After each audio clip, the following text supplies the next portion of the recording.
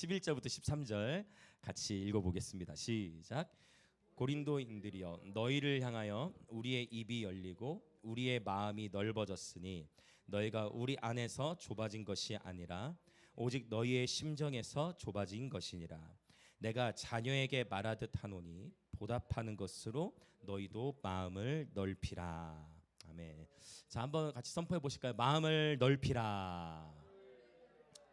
우리가 신앙생활을 하면서 우리 그리스도인들이 기억해야 할 마음과 관련된 하나님의 말씀이 있다면 첫 번째는 넓히기 전에 첫 번째는 잠언 4장에 있는 말씀처럼 무릇 지킬 만한 것 중에 너희의 마음을 지키라는 말씀 같아요.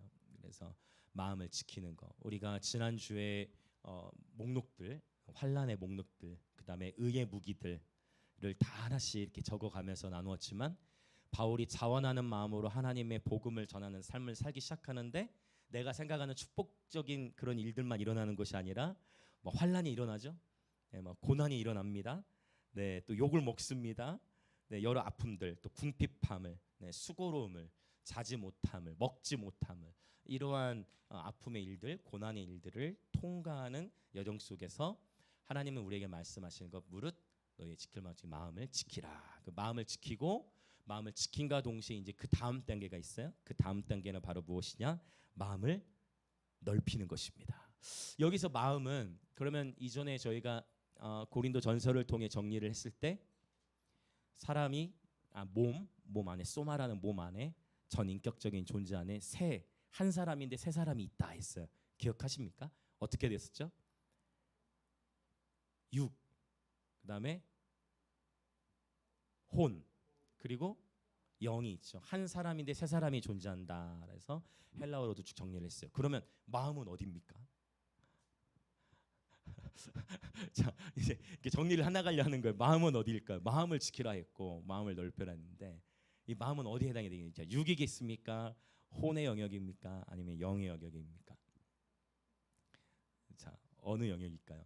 육의 영역 기억하시죠? 육의 영역, 식욕, 또 수면욕, 성욕, 이러한 사르키코스에 대해서 나눴고, 그다음에 푸뉴마티코스, 지식, 감정, 의지. 네, 푸뉴마티코스는 푸시키코스. 네, 푸뉴마티코스는 영적인 존재. 영의 사람은 양심, 직관 등이 있다 했어요. 그럼 여기서 말하는 이 마음, 이 soul에 대한 부분 또는 heart, soul 이 부분은 어떻게 될까요? 우리의 혼에 해당하는 영역이에요. 그래서 특별히 지식, 감정, 의지를 지키라 했을 때 그러면 이 셋 중에서 특별히 뭐와 더 연결되겠습니까? 그렇죠. 어디서 말씀해 주신 것 같아요. 지식, 감정, 의지 중에 특별히 우리의 감정을 잘 제어하고 감정의 영역을 이렇게 잘 지키고 또 마음의 영역, 감정 영역을 이렇게 넓히는 것이 굉장히 중요한 것 같아요. 이 감정에 대한 영역에 있어서 예전에 한참 그 인기가 있었던 신학 중에 하나는 뭐냐면은 자아의 파쇄와 영적 해방이라는 사실 참 좋은 책이에요. 그 책이 주는 교훈이 있어요. 워치만이라는 참 좋은 그 교재가 되는. 그래서 우리의 자아가 파쇄돼야 된다 이런 좋은 책인데, 근데 그 책에서 약간 아쉬운 부분이 뭐였냐면 자아의 파쇄 영적 해방에서 혼을 이제 우리의 감정은 무익한 것이다라고 했는데, 저는 자아는 파쇄되면 즉 우리의 옛 사람은 죽어야 하지만 우리의 혼이 회복되어야 한다라고 믿습니다. 네, 그래서 우리 감정이 무익한 것이 아니라 이미 감정을 누가 창조하셨을까요, 여러분? 당연히 하나님이 창조하셨죠. 감정이 있어야 아름다운 것을 아름다움으로 볼 수 있고, 그렇죠? 감정이 있어야 하나님 아버지의 마음을 느낄 수 있는 것처럼 우리의 감정이 회복되는 그러한 과정이 반드시 필요하고, 감정이 필요 없는 것이 아니라 무너진 감정, 깨어진 감정이 그리스도 안에서 주님의 은혜로 말미암아 청결한 심령으로 아주 회복된 그러한 감정의 상태로, 그렇게 하나님이 원하시는, 우리가 보기를 원하시는 그 아름다움을 보고 아름다워할 수 있는, 하나님이 창조하신 영역을 보고 하나님이 우리로 하여금 기뻐하기를 원하시는 영역을 보고 기뻐할 수 있는, 기뻐할 수 있고 아름답다고 표현할 수 있고 반응할 수 있는 것도 축복인 줄 믿습니다.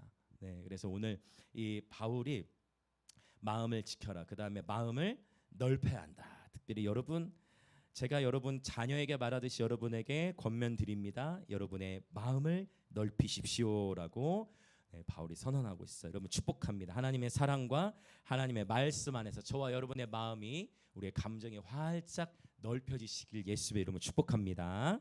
아멘. 자, 옆에 계시면 한 번 더 인사해 볼까요? 함께 마음을 넓힙시다. 신앙생활 하다 보면은 우리도 모르게 이렇게 좁아질 때가 와요. 그렇죠? 특별히 고난이 올 때, 어려움이 찾아올 때, 여러 관계적인 어려움이든 재정적인 어려움이든 마음이 불편할 때가 와요. 그때마다 마음을 넓혀야 돼. 계속 넓혀야 돼. 그리스도의 사랑 안에서. 제가 아이들의 우리 11시 예배 때 아이들이 늘 하는 얘기가 있어요. 예수님이라면 어떻게 하셨을까?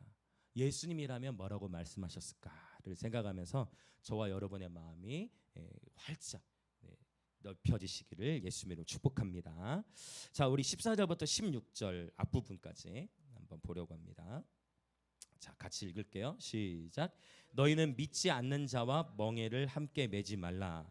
의와 불법이 어찌 함께하며 빛과 어둠이 어찌 사귀며 그리스도와 벨리알이 어찌 조화되며 믿는 자와 믿지 않는 자가 어찌 상관하며 하나님의 성전과 우상이 어찌 일치가 되리요. 여기까지만 일단 읽을게요. 자, 우리가 지난주까지 정리했던 것은 하나님께서 고린도후서 2장에서 우리를 그리스도의 향기가 되도록 부르셨어요. 아멘. 자, 또 하나씩 다 인사해 볼까요? 자, 옆에 분들이 인사합시다. 우리는 그리스도의 향기입니다. 자, 또 합시다. 우리는 새 언약의 일꾼입니다. 아멘. 또 뭐가 있었습니까? 우리는 새로운 피조물입니다. 자, 또 뭐가 있죠? 우리는 그리스도의 대사입니다. 아멘. 자, 또 뭐 있었죠? 우리는 하나님의 동역자들입니다. 동역자들이는 아멘. 우리 이런 다양한 정체성들이 주어졌고 우리가 이 세상에 살고 있지만 이거 한 3주 정도 반복하는 것 같아요. 우리는 하늘로부터 다시 거듭난 자들. 우리는 하늘에 속한 자들. 그래서 하나님께로부터 하늘에서부터 이 땅으로 파송을 받은 자들이에요.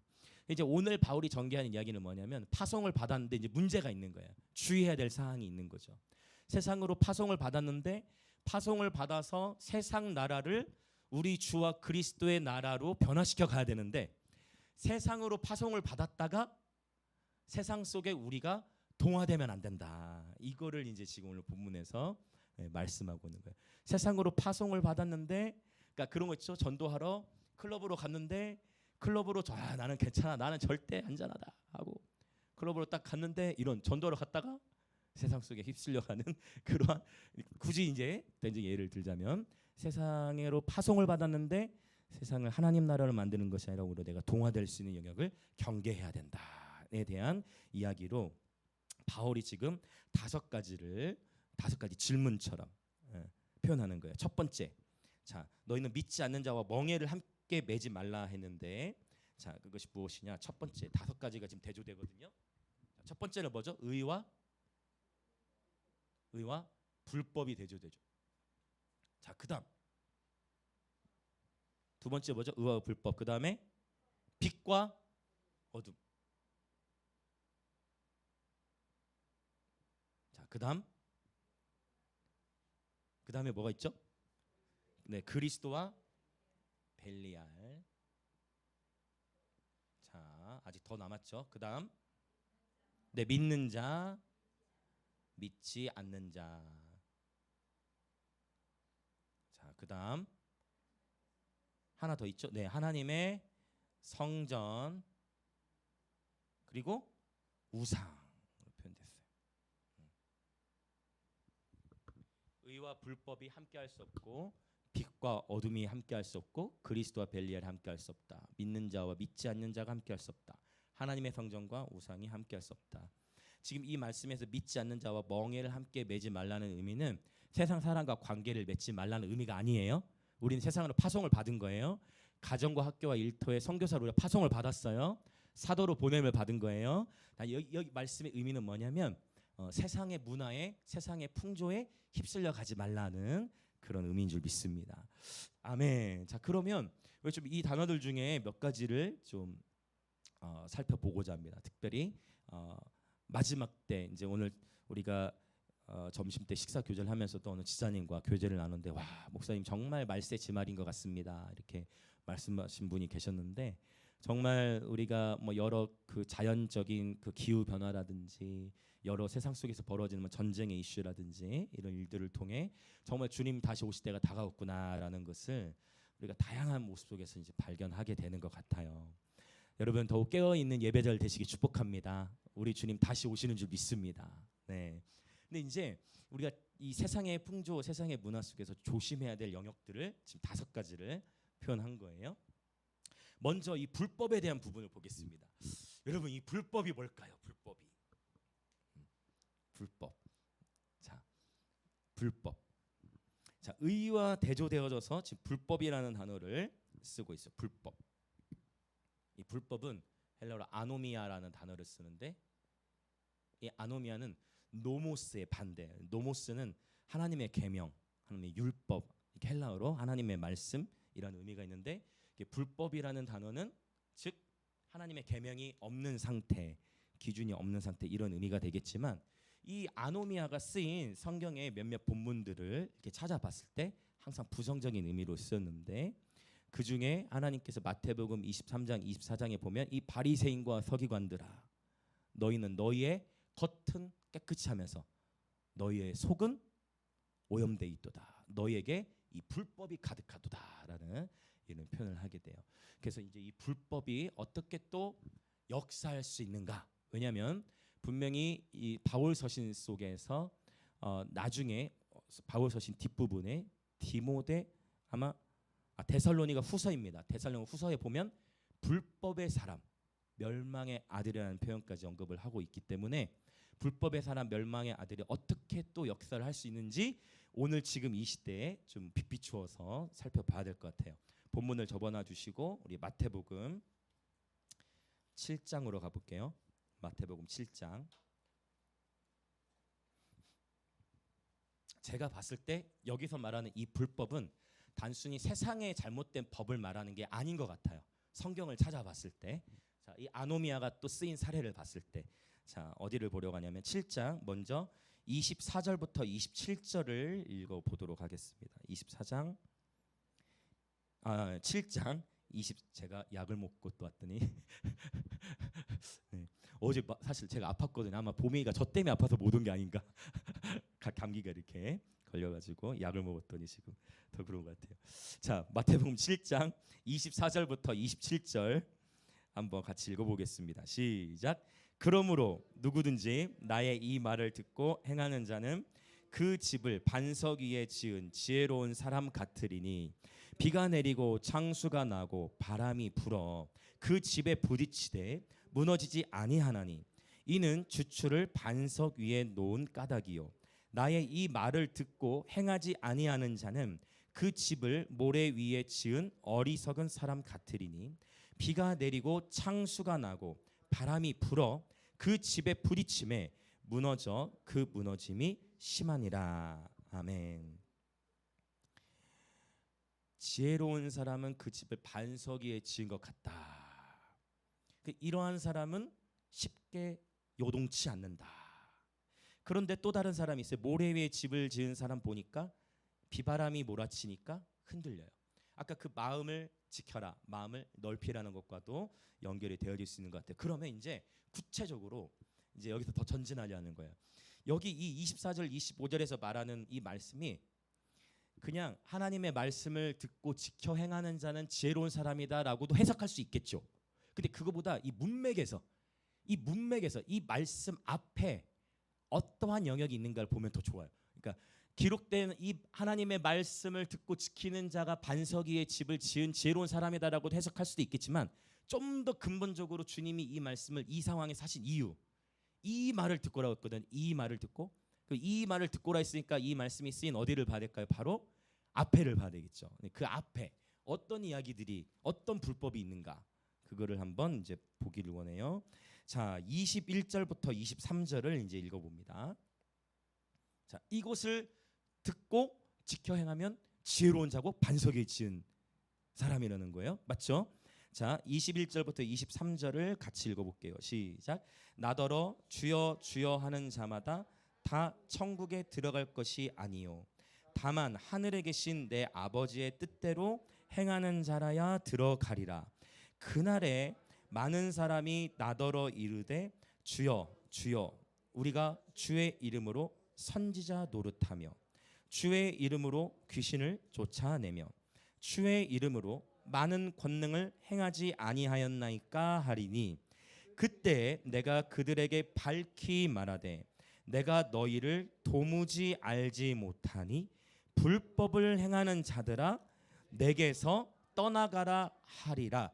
그리고 이어지는 게 그러므로 누구든지 나의 이 말을 듣고, 그럼 여기서 말하는 나의 이 말을 듣고라는 거는 다시 말씀드리면 성경 전체로 보시지만 보다 이 성경 신학 이 말씀의 본문이 의미하는 것은 바로 그 앞에 지금 주님이 말씀하시는 영역에 우리가 귀를 기울이고 깨어 있어야 한다. 이것을 주님께서 말씀하신 것인 줄 믿습니다. 귀 있는 자는 성령이 교회들에 가신 말씀을 들을지어다. 오늘 이 본문 속에서 하나님 불법에 대해서 우리에게 말씀해 주시는데, 자, 이 불법, 왜냐면은 이 아노미아라는 단어가 그렇게 많이 쓰이지 않았어요. 생각보다 신약 성경에. 마태복음에 특별히 많이 나오는데 이 본문 안에 불법이 담겨 있어요. 그래서 지금 사실 좀 충격적이죠. 왜냐하면 나름대로 지금 21절에서 보면은 이들은 지금 주의 이름을 불러요. 주의 이름을 알아요, 몰라요? 안다는 거예요. 주의 이름을 알아요. 근데 무슨 말씀이죠? 주의 이름을 아는데 문제는 주의 이름을 알매도 불구하고 천국에 들어가지 못할 자들이 있다라는, 이게 사실 무서운 말씀이죠. 굉장히 우리를 일깨우는 그런 말씀이에요. 오직 하늘에 계신 아버지의 뜻대로 행하는 자만 들어갈 수 있다라고 했는데 22절에 보니까, 자, 우리가 주의 이름으로 무엇을 하며 선지자 노릇하며, 그러면 주의 이름으로 선지자 노릇하는 게 이게 성령의 은사와는, 사실 성령 은사는 귀중한 거죠. 선지자 노릇하는 게 뭐와 연결되는 거예요? 그러면 자신 있게 말씀해 주세요. 선지자 노릇하는 게 뭐와 연결되겠어요? 예언과 연결되는 거예요. 맞죠? 자, 그 다음에 주의 이름으로 귀신을 쫓아내며, 귀신 쫓아내는 거를 두 글자로 어떻게 우리 정리했죠? 오케이, 좋아요. 축사가 아니라 축귀가 올바른 표현이다 말씀드렸어요. 성경에서 나오는 축사는 100%, 성경에서 나오는 축사는 언제 쓰였다 있어요? 예수께서 하늘을 우러러 보시며, 또 하고 싶어지는데 하늘을 우러러 보시며 요즘 죄송해요, 장난기가 발동하려고. 하늘 우러러 보시면서 뭐 하셨어요? 축사하시며. 성경에서 100% 모든 축사라는 단어는 다 축귀 의미로 쓰인 게 아니라 축복의 의미로만 쓰였어요. 그래서 성경을 알아요. 성경을 알아요. 그래서 어디서 어떻게 배우느냐가 굉장히 중요해요. 축사라는 표현보다 뭐가 더 성경적이다? 축귀다. 그래서 이것만 봐도 어디서 축귀를 배운지 알 수가 있어. 단어 쓰는 것만 봐도 알 수가 있어요.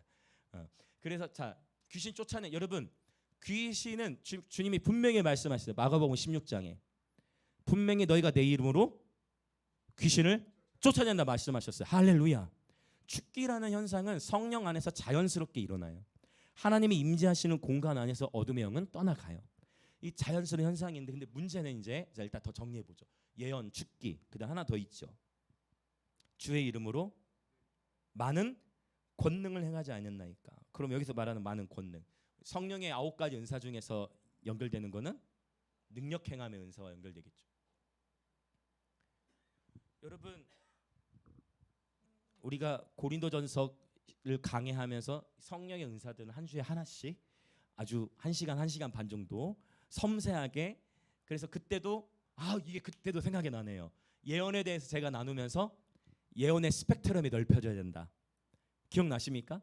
예언에 대해 나누면서 마음이 넓혀져야 된다. 예언이라는 것은 한 사람 앞에서 그 사람의 미래를 말하는 것만이 예언이 아니라 하나님의 기록된 말씀도 예언이고, 요한계시록에 봤더니 이 예언의 말씀을 지키는 자라는 표현이 7번 나오고, 예언이라는 것을 제가 어떤 한 단어와 연결시켰는데 기억하십니까 혹시? 예언을 어떤 단어와 연결시켰냐면 선포. 하나님 하시는 일을 선포다. 이거를 제가 아마 1시간 정도에 걸쳐서 성경 안에서 찾아냈던 것 같아요. 그 강해를 했던 것 같아요. 저희가 부르는 찬양 중에 그 I prophesy 하는 거 있어요. 그거를 제가 어떻게 번역했어요? 선포하라 이렇게 바꾼 거예요. 예언하라고 해도 상관없어요. 근데 왜 그러면 선포하라고 했을까요? 예언이라 했을 때는 또 이제 선입견이 있을 수도 있고 좀 더 이게 제가 번역한 건 아니에요. 좀 더 이 번역을 순화시킨 것 같기도 하지만 예언이라는 단어 안에 선포의 의미도 충분히 들어있다. 그래서 오늘 또 저와 여러분이 우리 막 함께 처음에 너무 감동이 되더라고요. 첫 곡을 부르는데 함께 막 다 손을 잡고 기도하고 할 때 하면서 여러분 옆에 사람을 축복하셨죠? 그 축복이 예언이에요. 할렐루야. 이게 넓혀져야 돼요. 이 스펙트럼이. 그래서 야곱이 분명히 그 자신의 자녀들을 향해서 예언을 했다라고 성경이 기록하는데 히브리서에서는 뭐라고 단어를 썼어요? 축복이라는 단어를 썼어요. 그렇죠? 분명히 기억 나시는 줄 믿습니다. 안 하셔도 물론 괜찮아요. 반복을 제가 하니까. 예언이라고 분명히 예언을 했거든요. 자녀들에게. 근데 히브리서에서는 그걸 어떤 단어로 바꿨다고요? 축복이라는 단어로 바꿨어요. 이게 기억이 가물가물하시면 다시 그 유튜브에 설교를 돌려보시면 돼요. 그래서 너무 귀한 은사들이에요.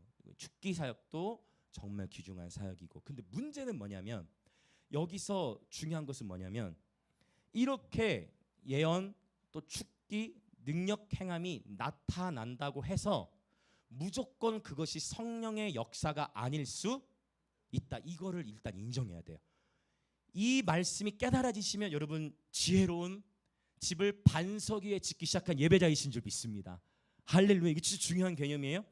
자, 예언 선지자 노릇하고 귀신을 쫓아내고 많은 권능을 행하는데 이 사람들이 주의 이름도 부르는데 그 얘기는 뭐냐면 이들이 주의 이름을 부르고 이러한 행위들을 했다라는 것은 하나님을 모르는 자들이라고 표현한 게 아니라 하나님을 아는 자들인 것 같은데 이렇게 행동을 하고 나서 주님이 말씀하신 게 너무 충격이에요.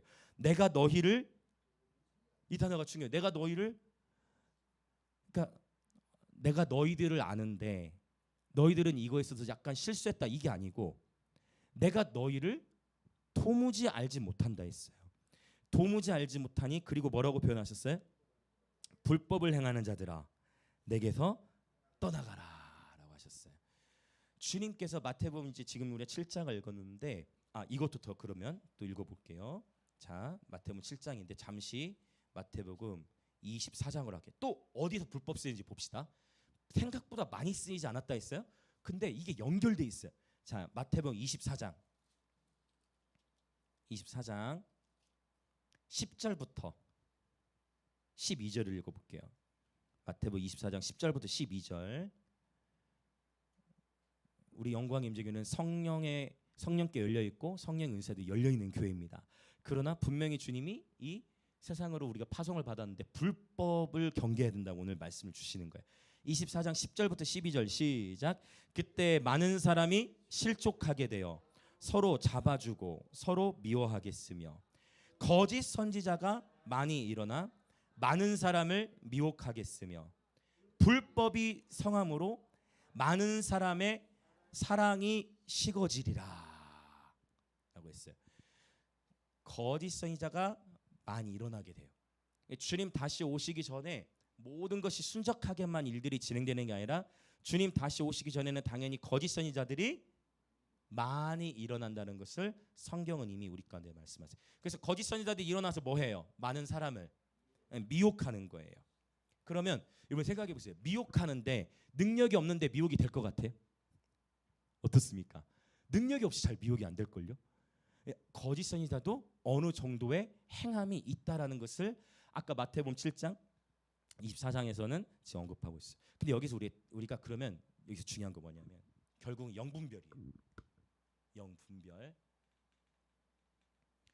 아니 목사님 분명히 성령의 은사이고 분명히 예수의 이름으로 성령이 충만한 가운데 새 방언을 말하고 어둠의 영을 쫓아낸다고 했는데 그러면 이거 무서워가지고 이거 할 수 있겠습니까? 이렇게 이제 되어질 수 있어요.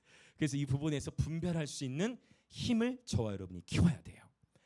왜냐? 저와 여러분이 우리가 수많은 유튜브에 설교도 있고 여러분 편안하게 여러분이 다양한 설교들을 들으실 수 있는데 결국은 여러분 스스로 분별할 수 있는 힘을 스스로 키우셔야 됩니다. 제가 이 고린도서 강의하면서도 그때 그렇게 나눴던 것 같아요. 혹시 여러분 스스로 분별하시되 스스로 분별이 어려우시다면 언제든 저에게 말씀해 주시라 했더니 한 분 빼고는 아직 따로 말씀하셨어요. 상관없어요. 전혀 괜찮아요. 저도 괜찮고 여러분만 괜찮으면 돼. 여러분만 괜찮으면 돼. 근데 요즘에 이제 이 불법인 얘기가 나오는데 너무 심하다는 거야. 그러니까 어떻게 되냐? 혼미해. 너무 혼미해져요. 영이 혼미해져. 이게 뭐냐면 분별을 놓치고 모든 거를 그냥 분별하지 않고 다 수용해 버리니까 본인도 헷갈리고 이제 뭐가 뭔지 모르고 영적으로 이제 혼돈 속으로 가게 돼 버리는 거예요. 여러분 축복합니다. 성령 안에서 분별되어지시길 축복해요. 자, 지금 이게 오늘 이게 하나님 우리에게 주신 말씀 같아요. 오늘 본문을 오늘 이렇게 지금 불법에 대한 이야기로 인도를 하셨는데 24장 12절에 분별할 수 있는 귀한 단서가 있어요. 다시 한번 24장 12절을 읽어볼게요. 자, 시작. 불법이 성함으로 많은 사람의 사랑이 식어지리라. 불법이 성한 곳에는 사랑이 없어요. 이게 기초적인 분별이에요. 불법이 성한 곳에는 뭐가 없다고요? 사랑이 식어요. 그래서 여러분이 누군가 어떤 뭐 탁월한 저기 유명한 어떤 사람이 있다 하는데 만약 그곳에 뭔가 있는 것 같은데 문제는 사랑이 없다. 막 심각해. 그리고 금전을 요구해. 이곳에 계신 분들은 그런 경험이 전혀 없으시겠지만 금전을 요구해. 뭐 이를테면 얼마를 내야 한다. 뭐 100만 원, 200만 원입니다. 뭐 한 번에 얼마 이렇게 금전을 요구해. 아니면은 정죄함이 있어. 예언은 분명히 덕을 세우고 권면해야 되는 것인데 유래되는 그것이 아니라 이렇게 조종하는 스피릿을 제가 뭐라고 정리했죠? 기억하시죠? 이세벨의 영이라 했어요. 악의 삼겹줄, 이세벨의 영. 악의 삼겹줄 세 가지. 뭐가 있죠? 악의 삼겹줄 세 가지. 저는 반복할 겁니다. 괜찮으시죠? 반복할게요. 악의 삼겹줄, 종교의 영, 그 다음에 정치의 영, 그리고 이세벨의 영. 이걸 제가 오랜만에 얘기하나요 혹시? 이세벨의 영. 그럴 수도 있을 것 같아요. 자, 종교의 영, 정치의 영, 이세벨의 영. 그래서 성경 속에서 종교의 영은 주님께서 말씀하시기를 바리새인과 사두개인의 누룩을 주의하라. 주님 이렇게 말씀하셨죠. 그 다음에 정치의 영이 있어서는요, 너희는 헤롯의 누룩을 주의하라. 고맹맹 상태라 더지기 잘 안 되는 것 같아요. 자, 맞아요. 바리새인과 사두개인의 누룩 주의하라 했어요. 그 다음에 헤롯의 누룩을 주의하라 했어요. 헤롯이 성전을 몇 달 안에 충분히 지을 수 있었어. 헤롯 대왕이. 그 예수라는 자 잡아와라. 그때 그 헤롯 대왕 있잖아요. 근데 일부러 성전을 몇 년이나 지어요? 40년 이상. 와, 어마어마한 거죠. 왜 그렇게 성전을 빨리 안 지었을까요? 이 전략이에요. 왜 성전을 빨리 안 지었냐면 내가 유대인 너희들을 위해 이렇게 쓰는 것 좀 봐라 하고 유대인들의 마음을 얻기 위한 헤롯의 정치 술수였어요. 주님은 뭐라고 말씀하셨냐면 헤롯의 누룩을 주의하라. 한번 옆에 분들이 인사해 보시겠어요? 헤롯의 누룩을 주의하십시오. 헤롯의 누룩을 주의해. 헤롯의 누룩을 주의해. 이 얘기가 이거 고린도서 1장 할 때 제가 나눴던 얘기예요. 고린도서 1장 할 때 나눴던 얘기. 고린도 교회 안에 파가 나뉘어졌다. 4개 파가 어떻게 됐어요?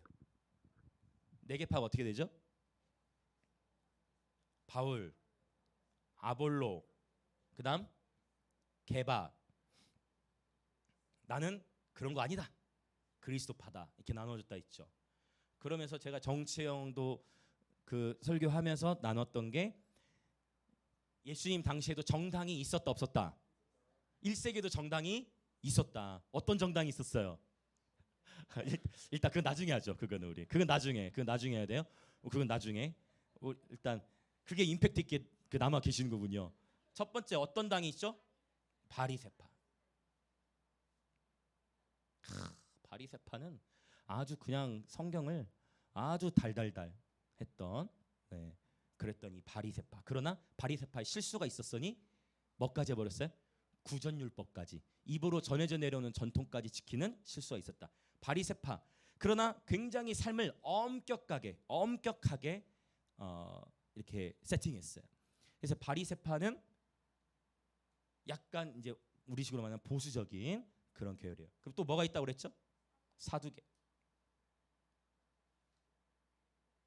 자, 사두개파는요.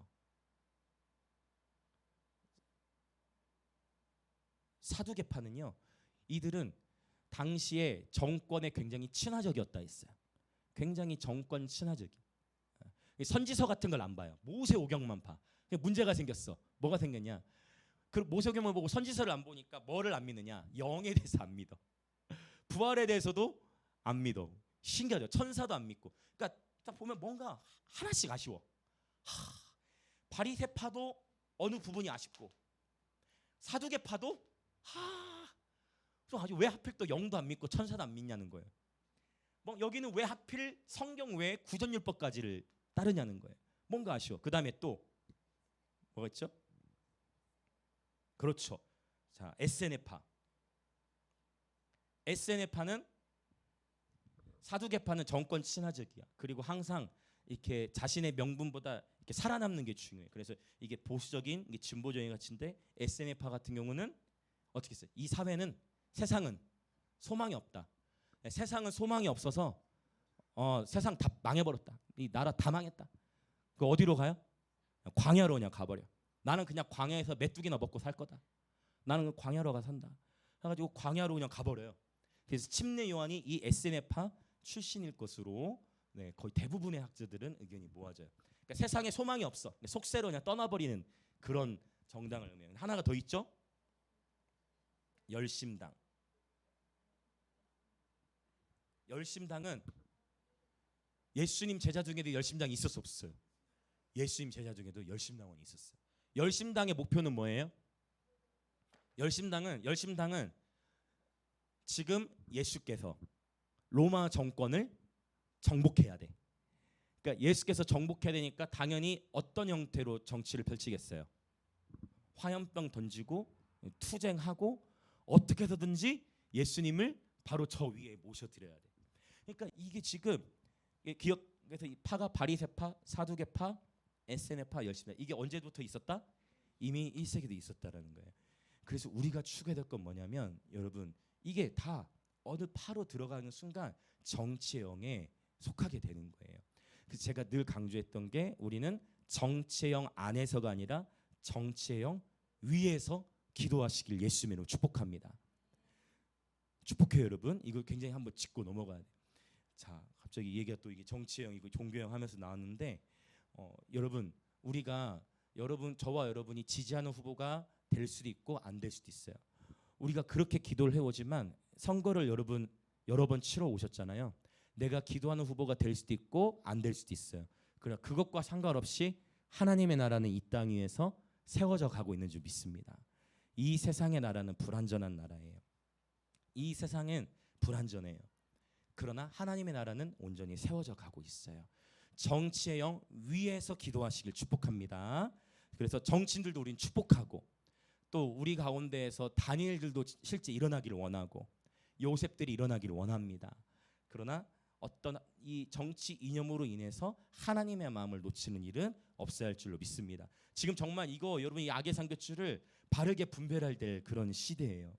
그 다음에 이거 이세벨 이거 얘기하다 지금 그랬죠? 이세벨 조종하고 통제.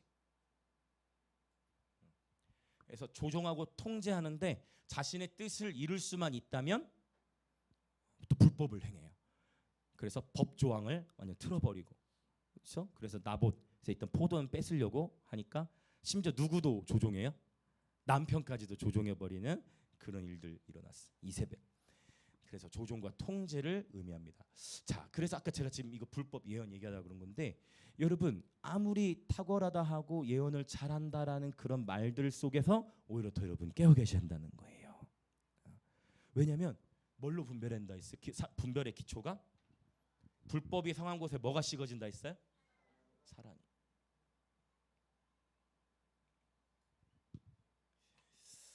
사랑이라는 단어 여러분 이 사랑이 영 분별의 기초이자 완성인 줄 믿습니다. 굉장히 중요해요. 지금 저와 여러분의 마음 안에 그리스도의 사랑이 여러분 그리스도의 사랑이 우리의 마음을 주장하고 계신가요? 지금 그분의 사랑으로 말미암아 감격하고 계신가요? 여러분 불법이 성행하는 곳일수록 사랑이 식어져 간다 했어요. 그래서 여러분 근데 여기서 이제 우리가 제가 이 말씀 다시 반복하는 거는 모든 은사사역이 잘못된 게 절대 아니에요. 고린도전서를 꼭 보시고 저도 초등학교 4학년 때부터 방언기도를 한 사람이에요. 은사가 잘못됐다는 것이 아니라 마지막 때가 될수록 불법이 성행하는데 그때 불법에 성행한 가운데 이용하는 세 가지 종류가 있다라는 것을 성경이 오늘 말씀하는 거예요. 그게 뭐라고요? 어떤 거를 원수가 악용한다? 선지자 노릇하는 거. 그다음에 축기, 이 능력 행함의 영역을 원수가 악용할 수 있기 때문에 우리가 봐야 될 것은 뭐냐? 사랑. 그곳에 하나님의 사랑이 있는가? 아니면 뭔가 금전적인 관계 안에서만 움직이는가? 아니면 뭔가가 그건데 혼돈과 무질서가 있는가? 요것들을 봐야 돼. 혼돈과 무질서가 있는가? 아니면 하나님의 사랑과 하나님의 평안이 가득한가? 이것들을 볼 수 있어야 돼요. 자, 잠깐 마태복음 7장으로 다시 좀 더 올게요. 우리가 지금 24장을 봤었는데 마태복음 7장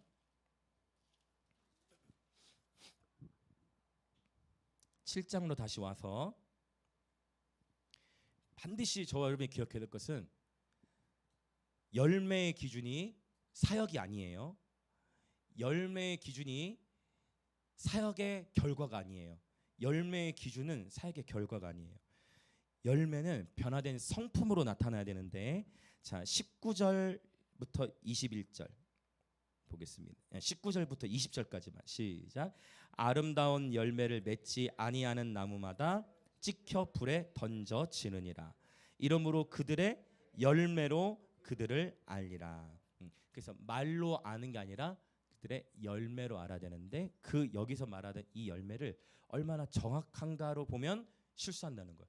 얼마나 정확한가로는 진단이 불가해요. 그러면 여기서 혹시 예수님 믿기 전에 혹시 점집 가보신 분 계세요?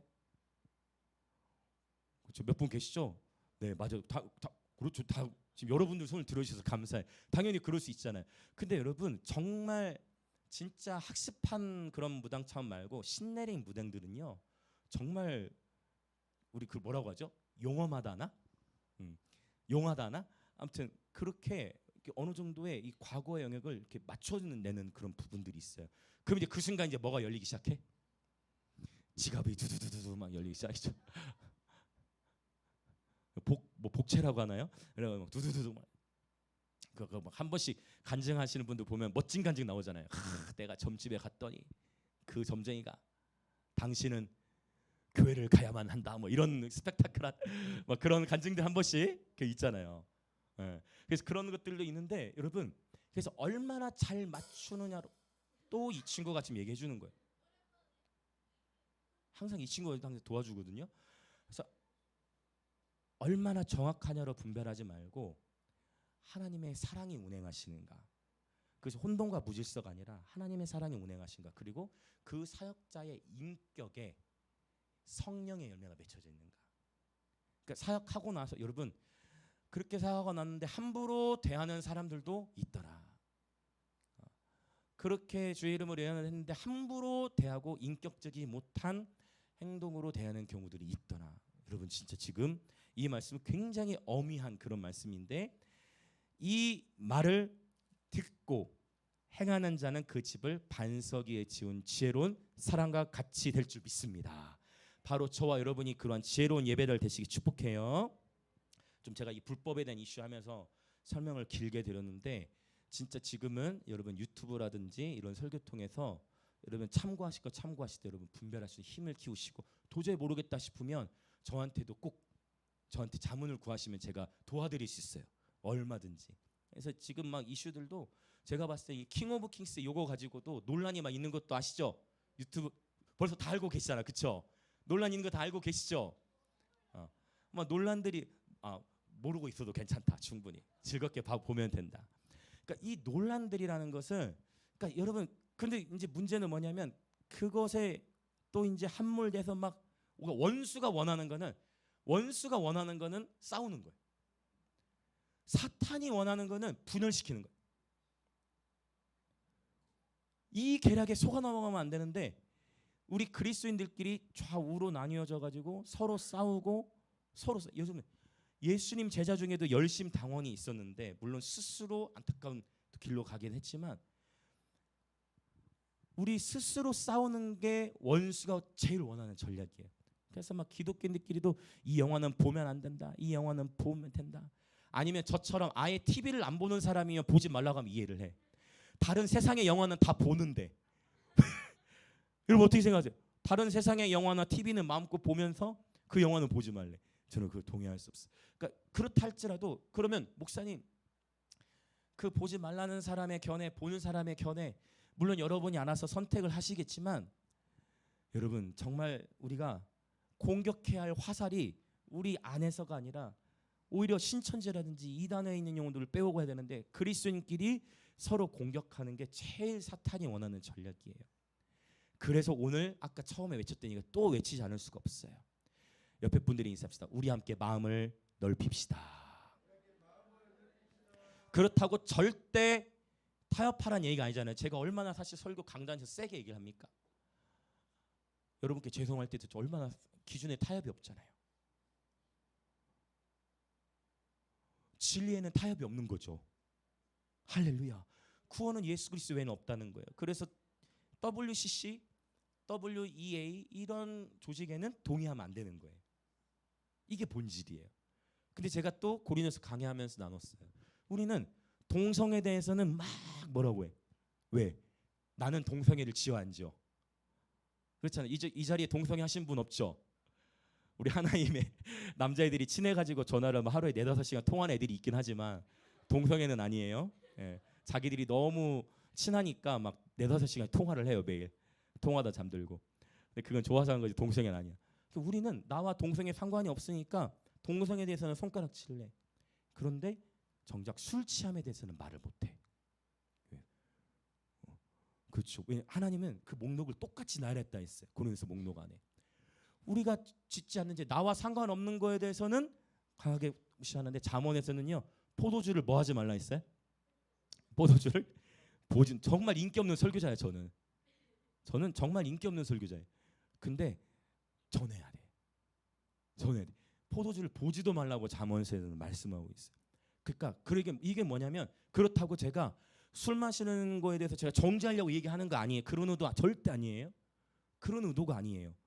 우리는 내가 행하지 않는 영역에 대해서는 정지하고 내가 밝히고 싶지 않은 영역에서는 감추고 있다는 거예요. 그래서 이러한 영역이 우리 안에서 반대로 돼야 돼. 내 눈에 있는 들보를 볼 수 있는 게 축복이에요. 내 눈에 있는 들보를 볼 수 있는 게 축복이에요. 할렐루야. 우리는 내 눈 안에 있는 들보를 기둥을 보지 못하고 우리 옆에 있는 지체들의 티끌만 본다는 거예요. 지금 제가 이 하는 술 취함, 동성애 이런 얘기는 강단이기 때문에 제가 나누는 거예요. 할렐루야. 어느 누구도 정죄할 자격이 없어. 우리 모두는 그리스도인 다 죄인이에요. 그러나 강단에서도 명확하게 선포될 것도 뭐냐? 종교 통합은 찬성할 수가 없는 거예요. 구원은 오직 예수 그리스도 외에는 없는 줄 믿습니다. 지금 제가 하는 얘기가 무슨 얘기일까? 처음 들으신 분이 계시더라도 이제 여러분이 듣게 되실 거예요. 이게 더 많아질 거거든요. 만약 그러지 않아야 되지만 만약에 침례 교단이 WCC로 들어가 버렸다. 그러면 이제 어떻게 돼야 되겠어요? 그럼 이제 우리 또 독립해 버려야 돼. 그렇게 되지 않을 줄 믿고 안 돼야 되겠죠. 그러나 만약에 침례교가 WCC로 가입을 한다. 그러면은 그거는 우리 함께 또 어린 양이 인도한 대로 그냥 어쩔 수 없는 SNF처럼 교단은 탈퇴할 수 없는. 그러니까 제가 말하는 거는 모든 사람을 향해서는 마음을 넓혀야 돼요, 여러분. 그리스도 예수 안에 정죄함이 없어요. 기다려주고 사랑하고 품고 기다려주는 거예요. 사랑으로. 제가 오늘 얼마나 감격스러운지 저는 눈물이 많은 사람인데 아니 하민이를 앉혀놓고 정순이 사님이 저 방에서 하민이 성경 하나 피고 본인이 성경 하나 피고 같이 말씀 읽고 계시더라고. 제가 얼마나 거기서 감사님을 하민이가 지금 예배팀 저렇게 싱어하고 있잖아요. 성교원에서. 그리고 너 이제 준비해라. 그때 막 노래 제 앞에서 오디션 보듯이 노래 부르고 있어. 제 앞에서 설교 하고 있는데 앞에 노래 부르고 있어. 들으라는 거지 목사님. 여러분 분별할 때 사랑 안에 분별하시면 돼요.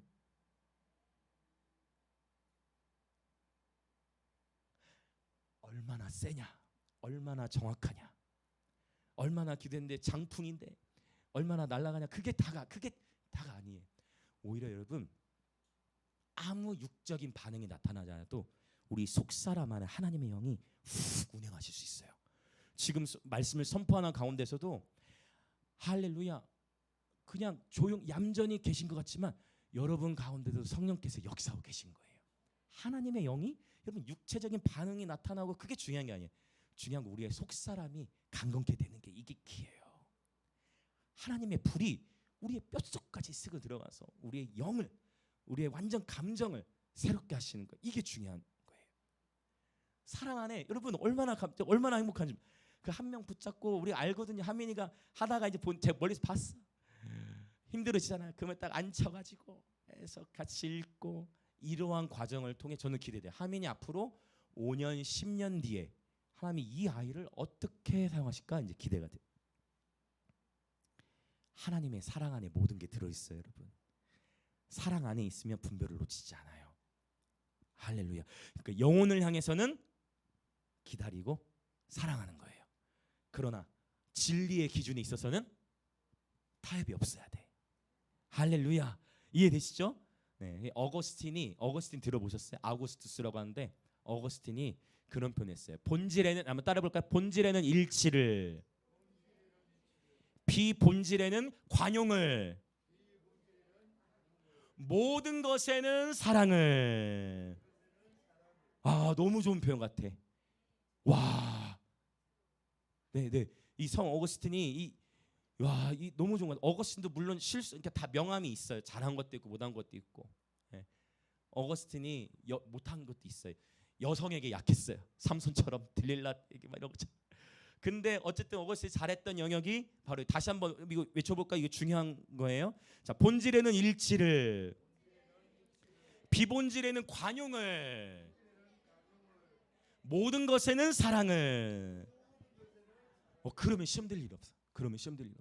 여기서 말하는 본질은 뭐예요? 진리. 그러니까 비본질은 우리가 영혼을 대하는 방식. 끝까지 기다려. 끝까지. 하나님이 포기하시지 않으셨는데 내가 포기하면 안 된다는. 끝까지 사랑 안에 거하는 거예요. 그래서 기준을, 나 자신에 대해서는 진리의 기준을 높이고 이웃 지체들을 향해서는 관용 정신을 지녀야 돼. 기다려줄 수 있는. 그래서 모델링 교육이라 하죠. 내가 바로 서서 교육하고 가르치는 거. 오늘 지금 불법에 대한 얘기를 굉장히 길게 지금 했는데요. 이렇게까지 할 생각은 아니었지만 성령께서 오늘 이 얘기를 우리 가운데 필요해서 나누게 하신 거라고 저는 믿습니다. 아멘, 할렐루야. 자, 옆에 계신 분들 인사합시다. 진리 안에 깨어 있읍시다. 아멘. 한 번 더 인사합시다. 영 분별의 기초와 완성은 사랑입니다. 아멘. 제가 확신하고 말씀드려요. 이곳에 하나님의 사랑이 운행하십니다. 하나님의 사랑이 우리를 하나 되게 하십니다. 아멘. 보세요, 얼마나 아멘이 경쾌합니까? 하나님의 사랑 안에서 서로가 서로를 용납하고. 여러분, 종교의 영 안에서는요, 여러분 바리새인들의 입장에서는 지금 이게 이해가 돼야 안 돼요? 이해가 되겠어요, 안 되겠어요? 바리새인 입장에서는 제 복장 완전 불량이에요. 저는 이거는 바로 강단에서 끌어내요. 저는 19살 때, 저는 큰 교회에서 사역을 훈련을 받았기 때문에 저는 19살 때, 19살 때부터 정장만 입었어요. 지금 여러분 그 모습이 상상이 안 되실 수 있겠지만 우리 성도님들 그러신 것 같아. 제가 한 번씩 정장 입고 오면 목사님 오늘 어떤 일이십니까? 이렇게 충분히 이해해요. 근데 우리는 춤을 춰야 되니까 이게 춤을 추면서 예배를 드리다 보니까 이게 감당이 안 돼. 넥타이 하면, 사실 넥타이는 제가 이 셔츠 하려면 125 사이즈 해야 돼요. 웃기죠, 되게. 그러니까 저는 맞춤으로 타이 이제 그래도, 근데 제가 형식에 이렇게 절차를 지켜야 될 곳에는 다 격시 차리고 갑니다. 격시 차려야 할 곳에 격시 차려. 그러니까 비본질에는 이렇게 너그럽게 유두리 있게 하면 되는 거죠. 격식 차려야 할 장소에는 당연히 격식을 차리고 가는 거예요. 그런데 그 외 영역은 하는데, 제가 어려서 정말 많이 혼났어요. 뭘 혼나냐? 머리가 이제 지금 이 상태도 불량이야. 지금 제 머리 상태도 혼났어요. 왜? 뭐가 도피하냐? 귀가 도피 안 됐어. 어디 지금 하나님을 섬기는 예배, 그것도요. 우리는 친절하게 한번 이렇게 약속 잡고 1대1로 만나서 막 나누고 하잖아요. 근데 우리는 그런 어렸을 때 어땠냐면 바로 그냥 찬양이도 끝나고 내려오면 설교에서 강단에서 오늘 주호 머리가 길다. 그러면 이제 거기 수백 명이 있는 자리에서 머리가 길다 하면 우리는 뭐 그 뭐라 목사님의 원망 그게 아니야. 우리 스스로 이제 내가 잘못했다. 머리가 이렇게 길었지 이렇게 되는. 이거 셔츠도 반팔 셔츠 용납이 안 돼. 예배 시간에 반바지 용납이 안 돼. 항상 긴 거. 근데 여러분 지금도요. 그런 개신교 안에서도 펜테코스탈의 어떤 교단들 가운데는요. 여러분 여성은 절대 머리에 칼을 대면 안 된다 해가지고 지금도 개신교 안에 우리 개신교 안에 교단이 있어요. 머리를 길러야 돼. 그러니까 만약 그 교단에 우리가 다 계셨으면 우리 다 정죄받아요. 진짜요. 남자도 파마도 허용이 안 돼. 지금도 오늘날에도. 그래서 그게 이제 뭐냐면 그게 뭐와 연결되겠어요? 종교. 내가 갖고 있는 종교적인 잣대로 정죄하고 판단하는. 예배 시간은 이래야 해. 너는 이래야 해. 그게 우리를 정죄. 이렇게 되는 거예요. 그래서 주님은 우리에게 말씀하시기를 너희가 경건의 모양은 있는데 경건의 능력은 잃어버렸도다라고 주님이 책망하시는 거예요. 여러분 경건의 능력으로 충만하시길 예수님으로 축복합니다. 물론 형식과 또 장소와 문화에 따라서 그것을 갖춰야 할 필요가 있을 때는 갖추는 것이 지혜인 줄 믿습니다. 그러나 우리 영광의 임재 교회는 여러분 성경 속에 나와 있는 게 아니잖아요. 그렇죠? 그러니까 이런 복장이 있어서는 근데 제가 감사한 게 제가 자유롭게 복장을 하니까 여러분들께서도 더 자유롭게 복장하시는 것 같아요. 맞죠? 더 그렇게 하실 수 있죠. 안 그러면은 제가 항상 정장을 보면 여러분도 항상 정장만 입고 오실 수 있는 교회 문화라는 게 그렇게 중요해요. 근데 저희가 더 이 시기는 유리해요. 저희가 정말 유리하잖아요. 여러분 폭염이잖아요. 여러분 만약에 우리가 그런 교단들에 있었으면 여러분 예배 뒤에서 쓰러져요. 둘 중에 하나를 해야 돼. 춤을 포기하든지. 맞잖아요. 춤을 포기해야 돼요. 폭염이 얼마나 더. 그래서 지금은요. 교회들마다 법이 다 바뀌어요. 그래서 노회 그다음에 공동의회 장로님들이 이런 거 통해 가지고요. 법을 바꿔. 뭐냐? 폭염 기간만큼은 우리 반팔로 하자. 그러니까 우리가 앞서가 있는 거예요. 여러분 앞으로 5년, 10년, 15년, 20년 지나 보세요. 대부분의 교회가 7, 8월은 이제 바꾸고 더 자유로워지게 될 거예요. 그렇다고 제가 막 반바지 입고 막 그렇게 설교하진 않죠. 물론 이제 또 모임에 따라서 이제 반바지 입고 할 때도 뭐 그 아이들의 뭐 그거 있을 수 있겠지만 그러나 그게 어떤 문화 인식이 교회 공동체의 문화와 사회적 문화 함께 가기도 하지만 오히려 우리가 앞서가 있다 하는 걸 말씀드려요. 다 말씀드려요. 우리 사실은요. 요거 이런 거 있잖아요. 다 진짜 제가 태어날 무렵에 저 이단 소리 많이 들었어요. 저희 교회가 80년대 때 무슨 교회에다가 사탄의 악기를 가져다 왔냐. 교회에 무슨 지금 사탄의 음악을 지금 하고 있냐 교회가. 근데 지금은 다 바뀌어졌어. 지금은 고신교단에도 가면 드럼이 다 있어. 그래서 이러한 결국 이게 여러분 다시 오늘 이게 포인트 같아요. 여러분 성령 안에서 마음을 넓히시기 축복합니다. 오히려 이러한 성경의 기준 아까 말씀드린 술 취함이나 정죄나 판단이나 우리 마음 안에 있는 미움, 다툼, 시기, 질투 이것들을 다뤄야죠. 미움, 다툼, 시기, 질투와 이런 죄악들을 다뤄야지 비본질적인 영역에 우리의 시선을 빼앗기지 않으시길 예수님을 축복합니다. 아멘. 자, 그러면 이제 다시 오늘 고린도서 6장 본문으로 와서 조금 속도를 낼게요. 자, 이제 지금 의와 불법. 자, 그다음 빛과 어둠은 쉽죠. 빛과 어둠. 그리스도와 벨리알. 벨리알은 이게 지금 사탄을 향해서 상징적으로 쓰인 단어예요. 물론 바알이라는 단어와도 연결이 되어져 있지만 결국 사탄과 연결돼서 사탄의 세력과 연결된 의미로 쓰였다. 그래서 그리스도와 사탄의 세력을 지금 대조하고 있는 거고, 그 다음에 믿는 자와 믿지 않는 자. 그 다음에 이 부분은 좀 오늘 설명이 필요할 것 같아요. 하나님의 성전과 무엇을 대조했냐면 우상에 대해서 대조했습니다. 우리는 이 우상에 대해서 고린도전서를 통해서도 다루었지만 여러분 우상이라 했을 때 이 우상은 무엇일까요? 우상. 지금 뭐 정리를 너무 잘하고 계세요. 그게 한번 해줘볼래 미라? 아 좋아요. 하나님보다 더 사랑하는 거죠. 우리 이렇게 다 배워왔던 영역이에요. 그렇죠? 그 우상을 영어로 쓴 아이돌이라고. 자, 그래서 가수들을 아이돌이라 부르는 게 저는 정말 마음에 안 들어요. 제가 이렇게 보수적인 사람이에요, 여러분. 정말 단어가 좀 너무 아쉬워. 자꾸 아이돌이다 아이돌이라 하면 그때마다 뭘 얘기하는 거예요? 우상이다 우상이다 하는 거잖아요. 다른 용어 뭐 없나 싶어. 차라리 연예인이다 연예인이다 이렇게 하면 좋은데 그렇게 하면 옛날 사람이에요 이렇게 얘기할 것 같아요. 아이돌. 하나님보다 더 사랑하는 것이라고 우리는 배워서 알고 있어요. 하나님보다 더 사랑하는 것. 신약 성경 안에서 하나님과 견준 두 신을 얘기했었죠. 먼저 하나님과 견준 말씀 속에 그대로 직면해 있는 거. 하나님과 뭐를 겸하여 섬길 수 없다 했냐면 재물. 이걸 우리는 헬라어로 맘몬이라고 그래요. 재물. 하나님과 재물을 겸하여 섬길 수 없다. 정말 하나님과 비등하게 놓을 수 있는 세상의 사람들이 살아가는 최고의 가치 바로 맘몬이죠. 돈의 유혹.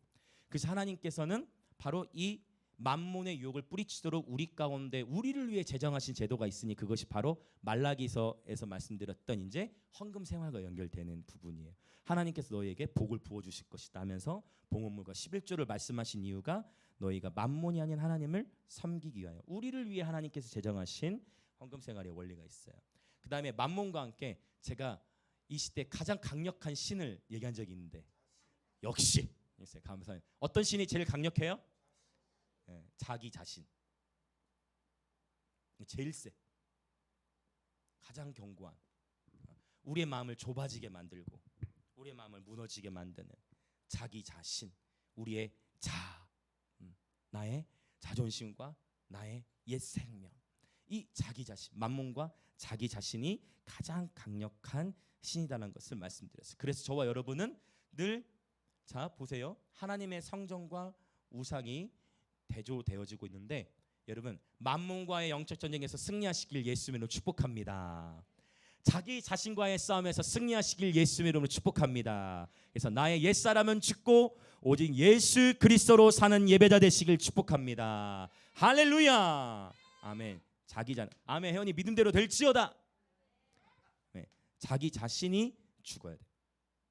자 그러면 좀 더 나아가자 보자면 고린도전서에서 하나님의 성전을 더럽히는 것이 있다고 했어요. 고린도서 3장 3절에서 봤던 건데요. 그때 이게 이 불법과도 연결이 될 것 같아서 고린도서 3장 3절에 보면 너희 안에 뭐가 있다 했냐면 시기와 분쟁이 있다 했어요. 시기와 분쟁. 그러면 이 시기와 이게 성전을 더럽힌다는 거예요. 성전을 더럽히는 게 이 시기와 분쟁인데 고린도전서 안에서 일어났던 그 당시 문맥으로 먼저 보는 거예요. 고린도 교회 안에서 있었던 시기는 어떤 시기가 있었어요? 고린도 교회 안에 있었던 시기와 질투. 뭐에 대한 시기와 질투였죠? 바울이 그래서 고린도전서 12장과 14장에 성령의 은사들을 많이 기록해 놓은 이유가 있다 했어요. 고린도 교회는 어떤 시기와 질투가 많이 있었냐면 성령의 은사에 대한 오용. 네가 받은 은사가 뭔가 저 사람이 받은 은사가 더 커 보여. 뭔가 더 세 보여. 근데 나에게는 그런 은사가 없어. 할렐루야. 그래서 제가 방언에 대해서 나눈 적이 있죠. 여러분 방언으로 기도할 수도 있지만 방언으로 기도 안 할 수도 있어요. 방언으로 기도하는 자는 방언으로 기도하지 않는 자를 향해서 정죄해서는 돼야 한대요. 안 된다 했어요. 방언도 하나의 은사이니까 하나님 내게 주신 은사대로 그 은사가 임하면 그걸로 기도하고 아니면 방언으로도 기도 안 할 수 있는 거예요. 못 할 수도 있는 거예요. 방언을 하냐 안 하느냐가 이게 본질이다 본질이 아니다. 이게 본질이 아니야. 근데 이걸 본질로 여기면 문제가 되는 거예요. 방언을 무조건 해야 돼 하는 순간 본질을 놓치게 되는 그게 아니에요. 방언을 할 수도 있고 안 할 수도 있어요. 왜냐하면 은사라는 게 성령의 9가지 은사도 있지만 하나님 아버지께 주신 은사도 있다 있죠. 로마서에서 여러분 구제하는 게 은사예요. 섬기는 것도 은사예요. 리더십도 은사예요. 긍휼히 여기는 마음도 은사예요. 성령의 은사만이 아니라 하나님 아버지 주시는 수많은 은사가 있어요. 그래도 몸이라는 것은 하나님이 내게 주신 은사로 서로를 섬기는 거예요. 근데 이제 문제는 뭐예요? 이 은사를 받았던 특정한 사람들이 강화시키다 보면 어떤 현상이 일어나요? 시기하고 질투하는 문제가 있었다라는 거. 자, 그 다음에 분쟁은요. 아까 요거 어떤 분쟁이 있었어요? 파가 이제 나누어지는 거야. 그 사역자를 향해서 신격화하고 우상화하는 그런 문제가 있었다라는 것을 우리는 고린도 3장 3절을 통해서 봤습니다. 그래서 이제 거의 다 왔어요. 자, 지금 우상에 대한 이야기, 만몬과 자기 자신이 가장 문제이고 고린도 교회 안에서는 이 성령의 은사와 관련된 영역 안에서 시기와 질투, 그 다음에 파가 나뉘어져서 바울파, 아볼로파, 게바파, 서로 사역자를 우상화시키는 것에 대해서 이제 분쟁이 일어나게 되는 거예요. 그래서 이게 저는 뭐를 보냐면, 저는 사실 지금 뭐 뉴스를 제가 다 지금 뭐 보지 못하고, 아까도 지사님을 통해서 제가 이렇게 들었는데 최근에 뉴스에 이렇게 언급되는 분들이 계시나 봐요. 지금 여러 이슈들이 지금 불거지고 있잖아요. 한국 교회 지금까지 역사적으로 꽤 큰 영향을 끼쳐온 교회라든지 그런 분들이 이름이 거론되고 있는데, 우리가 가져야 될 입장은 일단 어느 누구를 향해서 정죄하지 않는 거. 그러나 우리가 깨어 있어야 하는 것은 하나님이 다 흔드세요. 이것을 그러니까 이제 관점에 따라, 정당에 따라 다를 것 같아. 저 특정 정당 지금 지지하려는 거 아니에요? 어떤 특정 정당의 이념을 떠나서 이 세상에서 일어나는 일들 가운데에 하나님이 허용하셔야만 일어나는 일들이 있는 거죠. 그렇기 때문에 하나님이 다 흔드시는 거라고 보고, 저와 여러분 안에 어떠한 사역자를 향해서도 우상화하지 마시길 축복합니다. 물론 우리 모든 성도님들이 다 저를 향해서도 그렇게 하실 분이 없으시겠지만, 주호는 주호예요. 예심이가 최근에 아픈 걸 보면서 예심이가 자꾸 주호화를 하려고 새벽까지 막 연구하고 막 하고 하면서 공부하면서 좀 아팠어요. 아직도 지금 좀 남아 있는데, 여러분 저는 저고 여러분이 있습니다. 우리가 함께 서로 그리스도 안에서 이 말씀을 취하시고 우리가 서로를 닮아가는 자연스러운 현상은 좋은 것이지만, 신격화하고 우상화되는 순간 그게 위험한 거예요. 그래서 저는 이걸 탈권위화라고 해요. 자꾸 탈권위화. 예수님은 높은 자리를 원하시지 않았어요. 예수님은요, 가장 어린 아이의 친구가 되셨어요. 예수님은 어떤 자리를 원하지 않으셨어요. 예수님은 가장 낮은 곳에서 영혼들을 섬기셨어요. 가장 낮은 곳에 가셨어요. 가장 어두운 곳으로 가셨어요. 그것이 복음이에요. 그것이 저와 여러분의 삶이 되기를 원해요. 하나님은 한국 교회를 정결케 하실 것입니다. 하나님께서는 좌우의 이념을 넘어서 이 대한민국을 새롭게 하실 것입니다. 세상의 이 대한민국 땅 가운데 세상의 문화는 힘을 잃어갈 것이지만, 하나님의 나라는 이 땅 가운데 더욱 세워져 갈 것입니다. 와우, 할렐루야. 하나님의 나라는 증가되고 있는, 하나님의 나라는 패배하지 않아요. 하나님의 나라는 결코 패배하지 않습니다. 그 나라가 세워져 가는 가운데에 저와 여러분이 한 걸음 한 걸음 내가 할 수 있는 일을 하는데, 그게 바로 사랑을 실천하는 거예요. 우리가 할 수 있는, 하나님 내게 주신 은사대로 섬기는 거예요. 내게 주신 은사대로 섬기는 거예요. 옆에 계신 분들이 인사합시다. 제가 더욱 섬기겠습니다. 아멘. 내가 할 수 있는 영역으로 섬겨 나가는 거예요. 그러면서 행복을 누리는 것입니다. 자, 그러면 이제 우상의 얘기를 지금 했는데요. 만몬, 자기 자신, 이 신들이 다 깨워져야 되는데, 이제 우리 그 16절 후반부부터 18절까지 7장 1절까지 같이 읽어볼게요. 시작. 우리는 살아계신 하나님의 성전이라. 이와 같이 하나님께서 이르시되 내가 그들 가운데 거하며 두루 행하여 나는 그들의 하나님이 되고 그들은 나의 백성이 되리라. 그러므로 너희는 그들 중에서 나와서 따로 있고 부정한 것을 만지지 말라. 내가 너희를 영접하여 너희에게 아버지가 되고 너희는 내게 자녀가 되리라. 전능하신 주의 말씀이니라 하셨느니라. 잠깐 멈출게요. 7장 1절 나중에 읽겠습니다. 자, 이제 거의 다 왔는데, 자, 우리가 지금 이 16절에 보면 하나님의 성전과 우상의 어찌 일테는 이 5가지를 쭉 나열한 다음에 하나님께 우리에게 주신 말씀 뭐냐면, 어허라 우리가 곧 살아계신 하나님의 성전이라 라고 라고 말씀하세요. 자, 옆에 계신 분들 또 인사합시다. 우리가 곧 하나님의 성전입니다. 아멘. 하나님의 성전의 특징이 있어요. 하나님 성전의 특징. 이 놀라운 축복인데, 우리가 이 구약 시대에서는요 물리적인 성전이었어. 물리적인 성전. 그래서 처음에 에덴 동산이 있었고 그곳에 하나님이 임재하셨어. 동산을 만드셨어. 근데 죄가 들어오니까 이게 기가 막혀요. 성전은 이게 계시예요. 성전은 죄가 들어오면 파괴돼요. 성전은 죄가 들어오면 무너져요. 희한해. 성전은 죄가 들어오면 무너져요. 그러니까 에덴 동산이 왜 무너졌어요? 죄가 들어오니까 하나님께서 두루 도는 불칼, 그 화형검으로, 천사들과 화형검으로 아예 출입을 차단시켜 버렸어. 그러니까 에덴 동산 닫혔어. 그 다음에 이제 하나님께서 또 출애굽을 하면 이제 누굴 통해서 하나님 거시 조소를 해요? 모세를 통해. 모세 뭘 만들어요? 성막. 그래서 하나님 뭐라고 말씀해요? 내가 그곳에 임재하겠다. 내가 그곳에 임재하겠다. 그러고 났는데 모세 그 성막의 시즌이 있었는데 광야에서 가나안으로 들어가는데 그 여정 속에서 이 사람들이 계속 이스라엘 백성의 죄의 문제를 해결하지 못해. 끊임없이 죄로 인해 무너져. 하나님을 신뢰하지 못해. 하나님이 그 임재하신 장소를 보여줌에도 신뢰하지 못해. 성막의 시대가 끝나. 그래서 이제 다윗 새로운 하나님의 계시를 주셨어. 감동에 대해서 성전을 지으려. 다윗은 성전을 지었어요, 못 지었어요? 못 지었습니다. 근데 여기도 비밀이 있어. 다윗은 성전을 못 지었지만 다윗이 하나님의 성전이었어요. 다윗이 곧 하나님의 임재 안에 거했어요. 이게 이제 신약의 예배와 연결되는데, 그 이후에 다윗도 끝나고 나니까 그다음 누구? 솔로몬 시대 때 이제 비로소 성전을 지어서 놀라운 영광이 임합니다. 그곳에서 한 번에 1000마리의 제사를 드려요. 막 솔로몬이 막 부가 넘치니까 이 모든 부 하나님이 주셨으니 다 드립니다. 한 번에 그냥 1000마리 다 드리니까 솔로몬아 네가 무엇을 원하느냐. 그러니까 솔로몬이 거기서 하나님 앞에서 얘기할 때 주여 내가 듣는 마음을 원하나이다. 이 백성을 재판할 수 있도록. 이거 솔로몬이니까 가리면 안 되지. 솔로몬이 주여 듣는 마음을 원하나이다. 이게 하나님 마음에 너무 예뻤던 거예요. 이게 하나님 마음에 너무 예뻤던 거예요. 듣는 마음을 구하고. 저 같으면 절대는 우리나라 망하지 않게 해주세요. 뭐 이런 걸로 이렇게. 그것도 얼마나 좋은 기도예요.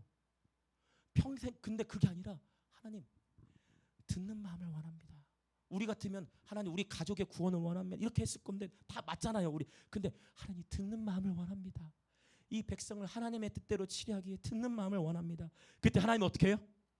너무 좋아. 하나님이 네가 내게 듣는 마음 지혜를 구했으니 네가 구하지 아니한 모든 지혜와 총명도 주고 네가 사는 날 놀라운 축복을 줄 것이다. 아들아 이 축복을 받아라. 네가 구하지 아니한 부귀 영화까지도 다 너에게 주겠노라. 어마어마한 축복을 받았죠. 제가 깨달았어요. 여러분 하나님께서 저와 여러분께 혜원아 너는 뭐를 원하니? 혜원이 스타일로 만약에 널 원하니? 라고 하신다면 여러분 우리 어떻게 대답하시겠습니까? 듣는 마음을 구하십시오. 그게 마음이 넓혀지는 거예요. 들으면 넓혀져요. 근데 우리는 안 들어요. 하나님의 말씀을 안 듣. 여러분 들으면 마음이 넓혀져요. 하나님의 음성을 들을 수 있는 귀가 있으시길 축복합니다. 아멘. 믿음대로 될지어다. 하나님의 감동, 하나님의 음성을 들을 수 있는 영적 귀가 있으시길 축복합니다. 들어야 됩니다. 성전으로는 솔로몬 성전도 근데 그렇게 놀라운 하나님의 영광이 임했어. 막 축복이 쏟아집니다. 그런데 결국 솔로몬도 하나님이 주신 지혜를 간교하게 사용해가지고 자신의 지혜로, 하나님의 지혜가 아닌 자신의 꾀로 평생의 전쟁을 막기 위해서 이방 여인들과 결혼을 하기 시작해. 그러면서 1000명의 여인들을 들이기 시작하고 그때부터 나라가 몰락하기 시작하고 그들이 이방 여인들이 중요했어. 이방 여인들이 하나님의 나라 이스라엘 들어올 때 뭐를 가지고 들어와요? 자기가 섬겼던 우상을 가지고 들어오는 거야. 솔로몬은 생각을 못했어. 왜? 자기가 아무리 하나님 이 탁월한 지혜로 봤을 때 그냥 돌덩이야.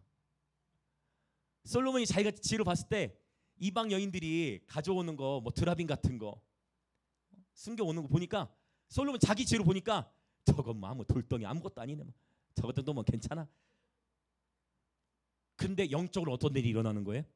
영적으로는 뭐가 무한대로 들어오고 있는 거예요? 우상이 들어오고 있는 거예요. 결국 그 나라가 망해버리는 거예요. 그러니까 우상 숭배가 심하면 그 나라가 망하기 시작해.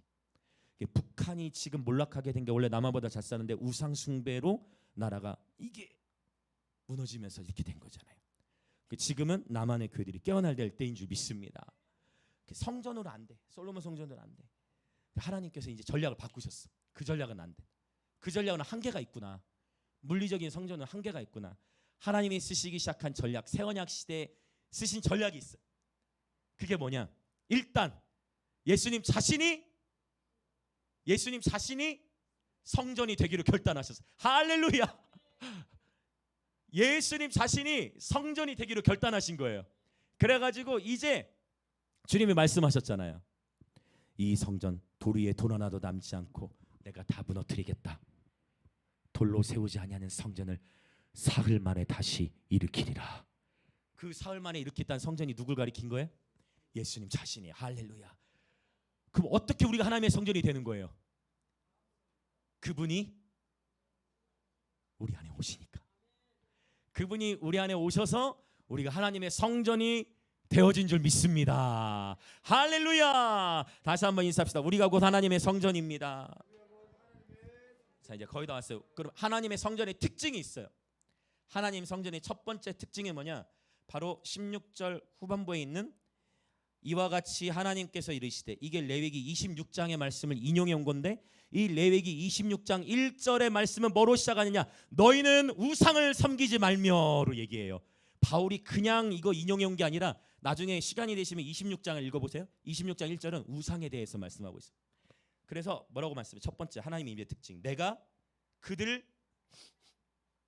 가운데 거하면. 이것은 무엇이냐? 하나님의 성전의 첫 번째 특징, 하나님의 임재예요. 하나님의 임재. 와, 이것은 하나님의 임재. 우리 육신의 눈으로는 보이지 않는데 하나님의 존재를 내가 인식하는 것. 이것이 하나님의 임재에 계세요, 여러분. 할렐루야. 이것이 하나님의 임재에 계세요. 그 임재는 영어로는 presence죠. 그분의 임재하시면 그분이 오심과 동시에 그분이 주시는 평안과 기쁨이 있어요. 하나님의 임재 안에서만 누릴 수 있는, 세상이 줄 수 없는 평안과 기쁨이 있어요. 근데 놀라운 건 그 하나님의 성전이 우리가 하나님의 성전이 됨으로 말미암아 우리 안에 그리스도로 말미암는 평안과 기쁨이 넘쳐나게 되는 것입니다. 할렐루야. 그래서 이 하나님의 임재로 분별하실 수 있어야 돼요. 여러분이 어떤 설교를 듣든 어떤 집회를 가시든 어느 곳에 가든, 아까 사실 이것도 기초는 사랑이고 완성도 사랑인데, 이게 훈련을 되어지는 여정 속에 하나님의 임재로 분별할 수 있으시길 축복해요. 여기는 시간이 필요해. 왜냐하면 그 임재라는 것을 인식할 수 있을 만한 뭐가 있어야 돼. 그 사람과의 친밀함이 필요한 거예요. 주님과의 오랜 시간의 만남을 통해 이 임재는 분별할 수 있는 힘이 커지는 거예요. 할렐루야. 지난주 아마 제가 목자 비유를 지난주 했었죠. 목자 같이 키우고 있다가 서로 다른 목자들이 한 우리에서 키우는데 자신의 목자가 딱 부르면 기가 막히게 그 음성을 듣고 온다. 여러분, 지금 여러분의 아내 목소리 전화통화로 바로 알아보실 수 있으시죠? 고개로 끄덕끄덕 해주셨습니다. 여러분, 우리 아내분들 남편분 목소리 전화통화 바로 그냥 딱 목소리 들으면 남편인지 바로 아시죠? 생각보다 아까보다 남이 약한 것 같은데, 바로 그 친밀한 자녀가 전화 오면 번호 안 뜨더라도 자녀 목소리 딱 하면 내 자녀인 거 바로 아시죠? 그러니까 이거는 친밀함에 따라서 그걸 알아차리는 거예요. 그것처럼 하나님과의 시간을 보낼수록 하나님의 임재로 분별할 수 있는 이 힘은 커지는 거예요. 이해되셨죠? 첫 번째 특징, 하나님의 임재. 이 놀라운 축복이에요. 하나님께서 저와 여러분 안에 거하기로 작정하신 거예요. 예수님이 바로 성전이 되시기로 결단하시면서. 할렐루야. 두 번째 특징이 있어요. 하나님의 임재 두 번째 특징은, 자, 나는 그들의 하나님이 되고 돼 있는데, 내가 그들 가운데 거하며, 두 번째, 내가 그들 가운데 거하며, 두 번째, 두루 행하여. 이 두루 행하여, 이 단어가 두루 행하여가 어떤 단어와 연결이 되냐면, 이 두루 행하여는 이게 히트 할라크라고 하는데요. 이 할라크가 걷다라는 뜻이고 이 히트가 들어가면은 스스로 걷다 또는 함께 걷다예요. 이 단어가 히탈라크가 성경에서 어떻게 번역이 됐느냐? 동행하다예요. 그래서 이 단어가 어디에 나오냐면 창세기 5장에서 에녹에게 있었어요. 에녹. 그래서 그렇구나. 하나님과의 동행이란 무엇인가? 여러분 어때요? 추상적인 용어인데 하나님과 동행한다는 것은 어떤 의미냐면 하나님과 함께 걷는 거예요. 그래서 하나님과 동행하는 하나님과 함께 걷다 또는 하나님과 함께 산책하다예요. 하나님과 함께 걷다, 하나님과 함께 산책하다 이런 의미가 있어요. 이 하나님께서 그래서 이것을 동행하다는 것을 임마누엘 그냥 한번 임재하시고 가는 게 아니고 항상 함께 하시는 거예요. 할렐루야. 심지어 내가 그 임재를 못 느낄 때에도 내가 인식하지 못할 때에도 주님은 두루 행하시고 우리 안에서 두루 행하시는 우리 안에 항상 함께 하시는 줄 믿습니다. 근데 여기서 더 놀라운 게 여기 에녹에서 이 히탈라크를 썼다 했잖아요. 에녹이 65세 무드셀라를 낳고 몇 년을 동행합니까? 300년을 동행하죠. 그래서 365살이 되는 순간 하나님께서 에녹을 너무 신날 것 같아. 와, 어차피 또 살 만큼 살았고, 그쵸? 300년 동행했으면 얼마나 너무 신날 것 같아. 300년 딱 동행해놓고 그냥 하나님이 그냥 쫙 데려가시는 거야. 와, 할렐루야.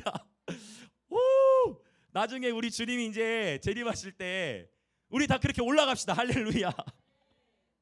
내가 먼저 죽으면 이제 또 죽음과 동시에 그분의 나라로 가겠지만 와, 우리 살아 있을 때 주님 오셔가지고 뚜뚜뚜 나팔 불고 나팔 소리가 나 배소리 같이 들린 것 같네요. 나팔 불 때 우리 쫙 공주로 올라오고 얼마나 기대됩니까? 그 에녹이 300년을 하는 동행했는데 여기서 놀라운 거를 제가 발견했어요. 그게 뭐냐면 에녹이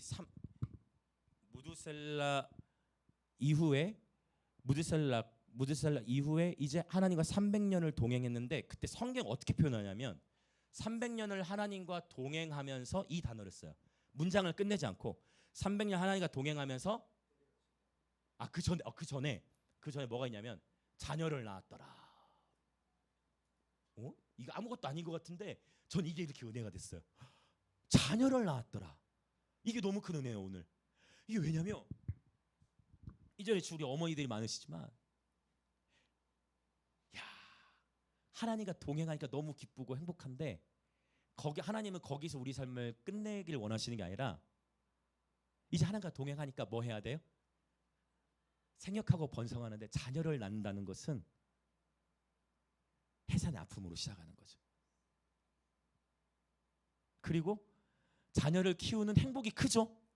자녀를 키우는 행복 당연히 크죠. 너무 크죠. 너무 기쁘죠. 그러나 자녀를 낳고 키우면서 처절한 삶에서의 또 고통도 함께 해산의 고통으로부터 시작되어져서 이 아이가 하나님의 형상으로 세워져 가도록 함께 씨름하고 고통하고 세워가는 나 혼자만의 거룩이 아니라 자녀를 낳음으로 말미암아 아비의 마음을 헤아리게 되고 부모의 마음을 헤아리게 되고 저도 이제 나이 40이 되었는데 결혼하고 아이를 낳기까지 제가 아이를 낳아서 키우는 게 이렇게 했는지 몰랐어.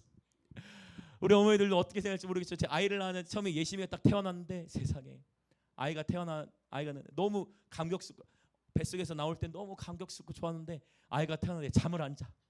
그래서 막 울어요. 모유수를 했어. 물렸어. 1시간 있다 깨. 너무 힘들어. 1시간 있다 또 깨. 안아야 돼. 또 1시간 있다 또 깨. 1시간 반 만에 깨. 그때부터 우렁찼어요. 지금만 우렁찬 게 아니라 그때부터 우렁찼어. 1시간마다 깨. 일이 안 돼. 뭐든지 깨. 그러면서 그때 제가 깨달은 우리 엄마가 나를 이렇게 키웠구나. 사실 이 자리에 계신 우리 어머니들 다시 이게 자녀를 키운다는 것은 결국 우리는 인생을 살아가면서 용태가 굉장히 기쁘게 들어주니까 너무 좋네요. 우리가 이 자녀를 낳는다는 것은 하나님이 그렇잖아요. 사실 아니 애 좀 많이 낳게 하면 안 돼? 그냥 하루 만에 낳으면 안 돼? 하나님 어떻게 하셨어요? 하루 만에 낳게 하지 않으셨잖아요. 잉태되는 순간부터 10개월이라는 어마어마한 시간을 함께 산모도 고생하고 함께 그 아이를 뱃속에서부터 키우면서 모성애가 작동하기 시작하고 그러면서 아이를 낳으면서 그때부터 희노애락을 또 다른 차원으로 경험하잖아요. 너무나 기쁘고 행복하죠. 너무나 감사하고 기쁘죠. 그러나 또한 함께 헌신하고 이제 그 전까지는 부모로서 나 자신을 위해 살았던 이 자녀를 낳으면서 또 자녀를 세우기 위해 함께 헌신하는 십자가가 무엇인지를 가족관계 안에서 배워가기 시작하는 것 같아요. 그래서 이 단어가 은혜가 되더라고요. 하나님과 동행하며 자녀를 낳았더라. 하나님과 동행한다 해서 산으로 가지 말라는 거예요. 하나님과 동행한다 해서 특별하게 심리 요한과 같은 부르심이 아니라면 광야로 가고 산으로 가는 게 아니라 여러분 하나님과 동행하면서 가정을 지키십시오. 하나님과 동행하면서 여러분의 일터 가운데 하나님의 나라를 이루어 가십시오. 하나님과 동행하면서 우리의 할 일을 하는 거예요. 하나님과 동행하면서 자녀를 낳으십시오. 하나님과 동행하면서 가정과 학교 일터에서 우리가 할 수 있는 처절한 삶의 자리에서 삶을 살아내는 거예요. 힘들죠. 현장에 저는 감사한 게 제가 20대 때 다양한 일들을 경험해 주셔서 감사해요. 가장 삶의 낮은 자리에서부터 일들을 경험하게 하시면서 그 현장에서부터 하나님이 경험케 하신 게 제가 그래서 학부를 일부러 신학을 안 했거든요. 지금 돌이켜 보니까 그게 너무 감사해. 지금 앞으로 다시는 농사는 안 지을 거지만 농사 지었던 시기도 감사해요. 그 시간을 통해 하나님 앞에 배운 시간들이 있어. 그래서 또 깨달은 건 뭐냐면 내가 알지 못하던 시기에도 하나님의 저와 여러분을 훈련시키세요. 내가 그분을 제대로 깊이 만나기 전에도 이미 주님은 저와 여러분을 훈련시켜 오셨어요. 그러니까 여러분 지난 모든 시간 버릴 게 하나도 없어요. 하나님 내 인생을 왜 이럴까요? 하나님 내 인생을 왜 그럴까요? 하나님 내 삶을 왜 그럴까요? 적어도 65세 전까지는 얘기 하시면 안 돼요. 에녹이 65세 때부터 무드셀라 낙환을 통해했잖아요. 사실 동행의 동기도 뭔지 아세요? 동행의 동기? 심판이 무서워서 그런 거예요. 무드셀라 이름이 무트살라흐. 내가 심판을 보낼 것이다요. 그러니까 그 일을 하나님이 주셔가지고 그때부터 하는 것 다 그래. 여러분 처음부터 예수님 믿기 시작하는데 나는 예수님이 너무 사랑스럽습니다. 이렇게 해서 예수 믿는 사람이 어디 있어요? 처음에는요. 있을 수도 있겠지만 대부분은요. 어떻게 되겠어요? 천국 가야 하니까. 처음에는 인생 살아보니까 이게 다가 아닌 것 같아. 죽음이 두려워. 그런 식으로 해서 시작되는 거잖아요. 그러나 하나님이 우리 안에 신앙의 동기를 바꿔가시는 거죠. 두려움의 동기가 아니라 그분을 믿다 보니 이제 그분이 이렇게 나를 사랑하셨구나. 내가 알지 못하던 시기에도 하나님은 나를 여기까지 인도하셨구나. 지나온 시간에 헛된 세월이 없어요. 하나님은 그 모든 것을 합력하여 선을 이루실 거예요. 할렐루야. 네, 자, 더 나가 볼까요? 그래서 요거 하나님과 동행하며 자녀를 낳았다. 네, 축복합니다, 여러분. 자, 그다음에 이제 세 번째 성전의 특징이 있어요. 그건 뭐냐? 나는 그들의 하나님이 되고 그들은 나의 백성이 되리라. 이게 하나님과 하나님 백성이 아주 독특한 관계인데 이 표현을 바울이 한 번 더 18절에서 또 다른 표현으로 언급해요. 18절도 읽어볼게요. 시작. 너희에게 아버지가 되고 너희는 내게 자녀가 되리라. 전능하신 주의 말씀이니라. 이게 하나님과 하나님 백성의 독특한 관계인데 첫 번째는 이게 뭐냐면 이게 요한계시록 21장에 나오는 종말론적인 그 축복이에요. 하나님의 장막이 임하면 나는 너희 하나님이 되고 너희는 내 백성이 되리라는 이 말씀인데 그 새하늘과 새 땅이 완전히 임하기 전에 바로 이 새로운 피조물들에게 주신 약속이 뭐냐? 나는 그들의 하나님이 되고 그들은 나의 백성이 될 것이다 라는 거예요. 그래서 여기에는요 하나님의 보호하심이에요. 저와 여러분의 삶의 주권이 하나님의 손에 있어요. 우리의 생명의 주권이 하나님의 손에 있는 줄 믿습니다. 네, 그래서 그 한 번뿐 인생 하나님의 영광을 위하여 드립시다. 이 특별한 하나님의 보호인데 또한 하나님이 우리를 하나님의 성전 삼으시기 시작하니까 이제 우리 마음속에 어떠한 소원이 이제 일어나기 시작하냐면 그분이 나의 하나님이 내가 그분의 백성이니까 왕이신 그분 앞에 순종하고자 하는 동기가 일어나요. 이게 놀라운 축복이에요. 이게 신앙생활하면서 만약 저와 여러분이 섬기고자 하는 갈망, 순종하고자 하는 갈망이 있다. 여러분은 이미 놀라운 하나님과 동행을 이루어가고 계신 거예요. 내가 어느 순간 사랑하고 싶고 섬기고 싶고 막 말씀에 막 순종하고 싶어. 그 순간 이미 여러분 하나님과 동행하고 계신 거예요. 이 놀라운 축복이에요. 그 다음에 하나가 더 있다 했죠. 바로 너에게 아버지가 되고 너희는 내게 자녀가 되리라. 놀라운 회복이죠. 치유와 회복. 이 놀라운 치유 회복은 여러분 우리는요. 저도 사실은 그렇지만 너무 감사. 어렸을 때 사실 아버지 사랑의 부재 속에 자랐단 말이죠. 15년의 시간을 아버지와 단절돼 있어가지고 저는 하나님과 교제할 때 하나님을 아버지라 부르는 게 너무 어색했어. 여러분 중에는 어떨지 모르겠는데 저는 하나님을 하나님이 더 편해. 하나님이 더 편하지 아버지라 부르는 게 되게 어색해. 왜냐면 제 어렸을 때 육신의 아버지와의 추억이 없다 보니까 또 여러 이제 어떤 가정 속 아픔 속에서 이제 통과해 오다 보니까 이거를 놀랍게 하나님이 역전의를 지켜주셨는데 그건 뭐냐면 하나님이 임재하시기 시작하니까 하나님이 임재하시기 시작하셔서 우리 안에서 두루 주님이 행하시고 이렇게 자녀를 낳고 우리 모두 다 각자 삶에 대해 처절하게 삶을 살아내면서도 주님과 동행하는 삶을 살고 있다 보니까 주님께서 지난날의 우리의 삶의 관계들을 회복시키시고 치유시키심을 경험하는 것이죠. 그러다 보니 그렇구나. 내가 육신의 아버지가 되어 보니까 육신의 아버지로서는 한계가 있구나. 온전하신 건 하나님 아버지의 사랑이구나. 내가 아무리 내가 원하는 방식으로 자녀를 사랑한다 하더라도 그 육신의 부모의 사랑에서는 한계가 있겠구나. 결국 하나님 아버지의 사랑이구나. 많은 것을 배워가게 되는 것 같아요. 여러분 축복합니다. 하나님께서 저와 여러분의 마음에 우리를 성전 삼으심으로 말미암아 주님께서 저와 여러분 가운데 임재하셔서 주님이 주시는 기쁨과 평안이 넘쳐나시길 축복하고 또 주님께서 저와 여러분 함께 하심을 신뢰케 하시고 자꾸만 순종이 되어지게 하시고 하나님 말씀대로 살아가기를 원하는 소망이 막 일어나게 하시고 더 나아가 저와 여러분의 가정 환경 속에서 경험한 아픔들을 주님께서 치유해 주실 것을 예수님의 이름으로 선포합니다. 할렐루야. 이제 7장 1절 읽고 같이 기도하겠습니다. 7장 1절 시작. 그런즉 사랑하는 자들아 이 약속을 가진 우리는 하나님을 두려워하는 가운데서 거룩함을 온전히 이루어 육과 영의 온갖 더러운 것에서 자신을 깨끗하게 하자. 아멘. 자, 이제 이 얘기하고 마칠 건데 아까 전에 제가 성전에는 원리가 있다 했어요. 하나님께서 성전을 세우시는데 그 성전이 무너지는 계기가 있다 했습니다. 성전에 뭐가 들어오면요? 죄가 들어오면. 이것을 다른 말로 그 성전에 뭐가 솔로몬 성전에는 뭐를 막 들여왔어요? 우상을 들여오면. 하나님의 성전을 파괴시키는 것은 뭐다? 우상이에요.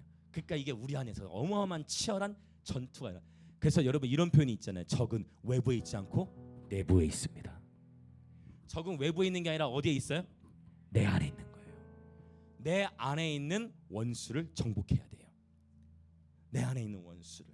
적이 아니 다른 외부에 아니 환경에 있는 것이 아니라 내 안에 있는 옛사람, 내 안에 있는 우상을 타파해야 돼요. 사람을 향해서는 끊임없이 사랑해야 되는데 우상에 대해서는 우상은 깨트려야 합니다. 우상은 박살을 내야 돼요. 할렐루야.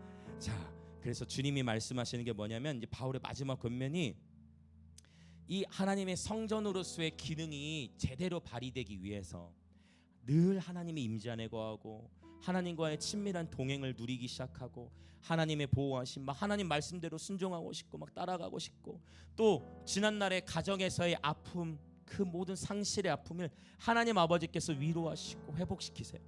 이런 영역을 충만하게 경험하기 위해서는 우리 안에 뭐를 제거해야 돼요? 우상을 제거해야 돼요. 이거 얘기하려고 지금 이거 처음부터 이거 온 거예요. 불법으로부터 해가지고 우리 안에 우상이 깨워져야 됩니다. 이 시간 우리 기도하겠습니다. 오 하나님 아버지, 하나님께서 우리 안에 들어오시기로 작정하신 것이 우리에게 너무나 큰 축복임에 감사드립니다. 하나님께서 우리 심령 안에 임재하시기로 작정해 주셔서 감사합니다. 마침내 하나님께서 원하시는 이 최종 성전의 모습, 하나님은 우리를 거룩한 성전 되길 원하시고 우리를 온전히 당신의 소유 삼으시기를 원하십니다. 그렇게 되기 위하여 이 시간 우리 안에 모든 불법을 회개합니다. 하나님의 사랑을 추구하는 것이 아니라 하나님, 우리도 모르게 이 불법에 거짓 선지자들에게 미혹에 넘어갔었던 적이 있음을 회개합니다. 성령은 지금도 역사하시는데 하나님, 우리 안에 이 사랑이 기초가 되어 분별할 수 있는 힘이 있게 하여 주시옵소서. 성령님, 우리 안에 모든 불법과 어둠과 벨리알, 하나님을 온전히 신뢰하지 않음, 그리고 우상 숭배의 죄악을 회개합니다. 성령 하나님, 이 시간 우리의 모든 우상을 회개하오니 우리 안에 가득히 들어오셔서 우리를 당신의 온전한 소유 삼으시고 하나님만이 거하시는 거룩한 성전 되게 하여 주시옵소서. 그리하여 우리 안에 하나님의 임재하심을 통해 날마다 주님 주시는 기쁨과 평안이 넘쳐나게 하여 주시고 하나님이 주시는 보호의 축복과 순종하고자 하는 그러한 갈망을 불일 듯 일으켜 주시옵소서. 더 나아가 우리의 인생을 통해서 경험했던 가정의 아픔과 주님 회복되어야 할 모든 관계역 가운데에 주님의 치유와 회복을 일으켜 주시옵소서. 그렇게 주여 한번 외치며 동성으로 회개 기도하며 나아갑니다. 주여,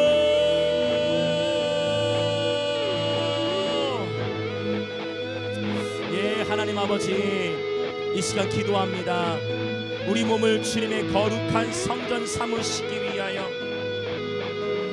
하나님, 물리적인 성전을 세웠을 때에는 그것이 백성을 온전히 깨끗게 하지 못함을 주님 아시고 물리적인 성전으로는 온전할 수 없음을 아시고 예수님 당신이 친히 성전이 되시기로 결단하시어 우리를 위해 친히 죽으시고 부활하신 후에 우리 마음 안에 오셔서 우리 마음속으로 들어오셔서 친히 성전이신 주님께서 우리 마음에 들어오셔서 거하시기로 작정하시고 주님 들어오셔서 우리에게 하나님의 임재를 경험케 하시고 주님이 함께 하심으로 말미암아 이 세상을 살아가는 동안 자녀들을 낳으며 삶을 살아가는 가운데 때로는 아픔을 경험하기도 하고 때로는 고통을 경험하기도 하고 때로는 씨름을 하기도 하고 그러나 그 모든 시간들을 통해 하나님과 동행하는 것이 무엇인지를 추상적이 아니라 삶의 자리에서 실제로 경험케 하시는 하나님,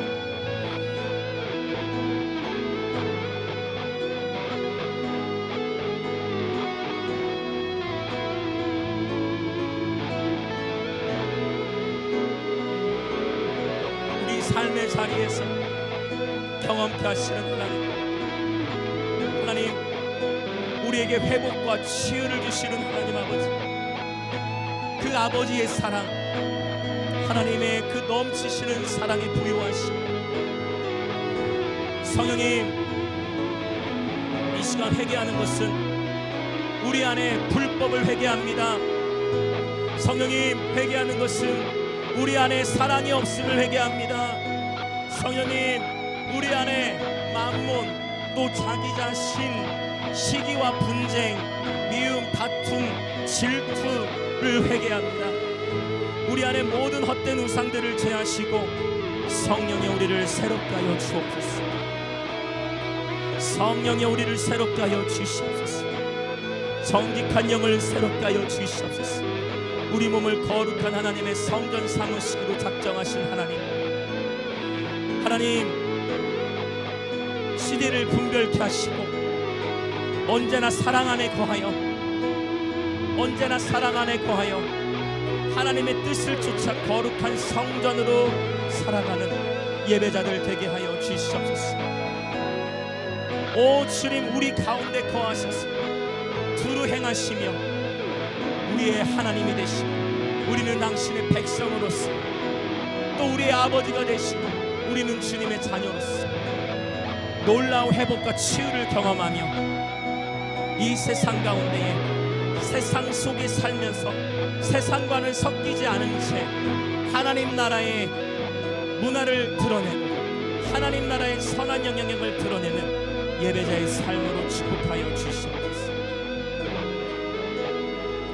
할렐루야.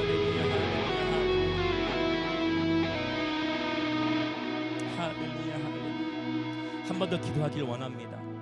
불법이 성하면 사랑이 식어진다 말씀하셨는데요, 반대로 저와 여러분의 개인의 삶, 우리들의 가정, 우리 교회 공동체 가운데에 다른 어떤 것보다도 하나님의 사랑이 가득히 넘쳐나길 구합시다. 하나님, 우리 마음 가운데도 하나님의 사랑을 먼저 부어주셔서 하나님의 사랑으로 나도 더욱 사랑하는 예배자 되게 하소서. 하나님의 사랑이 우리 가정 가운데에 부어지셔서 그 하나님의 사랑으로 우리 가정이 하나 되게 하시고 우리가 서로를 사랑하는 그러한 가정 되게 하소서. 하나님의 사랑이 우리 영광의 임재교회 위에 가득히 부어지사 우리가 서로를 사랑하며 섬기는 교회 되게 하소서. 그렇게 하나님의 사랑을 구하며 기도합시다. 주여.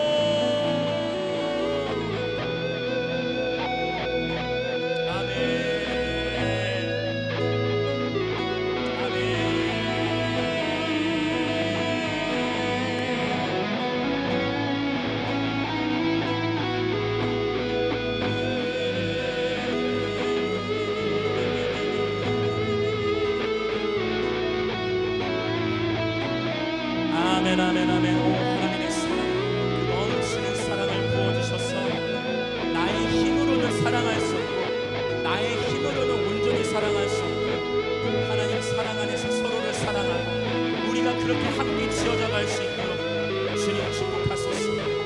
할렐루야 할렐루야 할렐루야 할렐루야.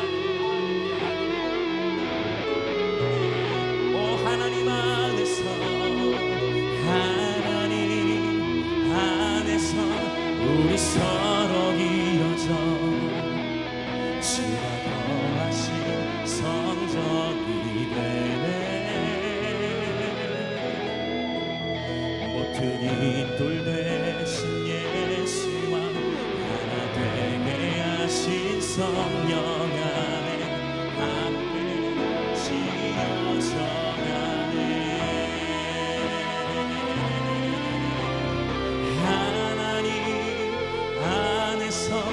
우리 서로 이어져 주가 거하신 성전이 되네.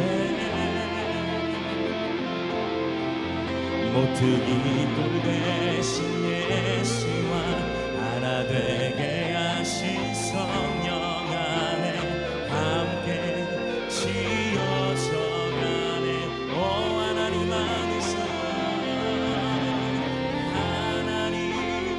안에서 우리 서로 이어져. 오 하나님 아버지, 이 시간 우리가 하나님 사랑 안에서 함께 이어져 우리 주 예수 그리스도를 섬기며 살아가는 아름다운 그리스도의 연합체, 아름다운 주님의 성전 되게 하소서.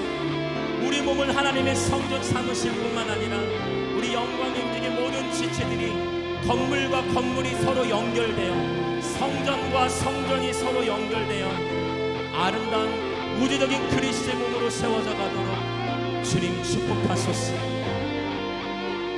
전이 되네. 모퉁이 돌 대신 예수와 하나 되게 하신 성령 안에 함께 지어져가네.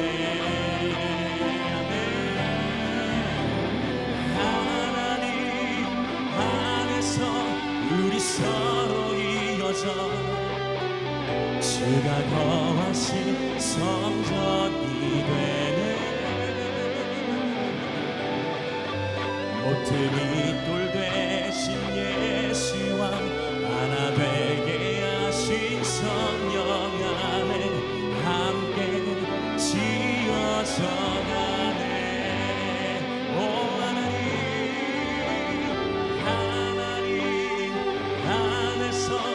우리 서로 지어져 주가 거하신 성전이 되네. 모퉁이 돌 대신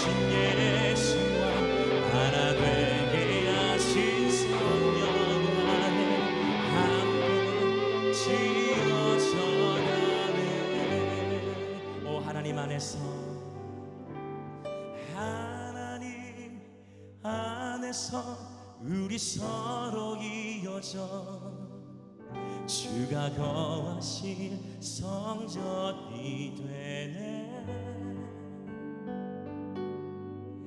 모퉁이 돌 되신 예수 하나 되게 하신 성령 안에 함께 지어져 가네. 사랑의 주 하나님 아버지 감사합니다.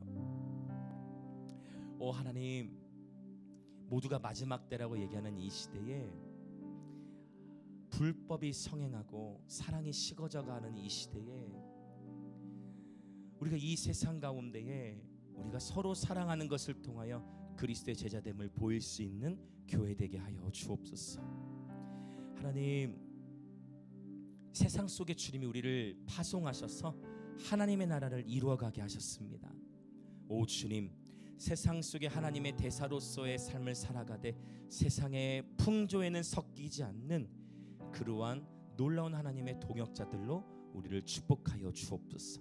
다른 많은 것에는 실수할 수 있고 실패할 수 있지만 사랑에는 실패하지 않는 주님의 동역자들 되게 하소서. 아버지, 이 시간에도 주님 앞에 우리 모든 지체들 예물을 드립니다. 주님, 이 예물을 드린 모든 지체들 위해 하늘의 신령한 복과 땅의 기름진 복으로 축복하여 주시고 이 예물 위에 주님이 축복하사 아버지 예물을 통하여 아버지 우리 이 김해 도시와 그리고 아버지 이 대한민국과 또 인도와 감비아 또 북한 열방을 더욱 우리의 예배가 선교로 연결되어 섬길 수 있도록 주님 재정의 기름을 부어 주옵소서.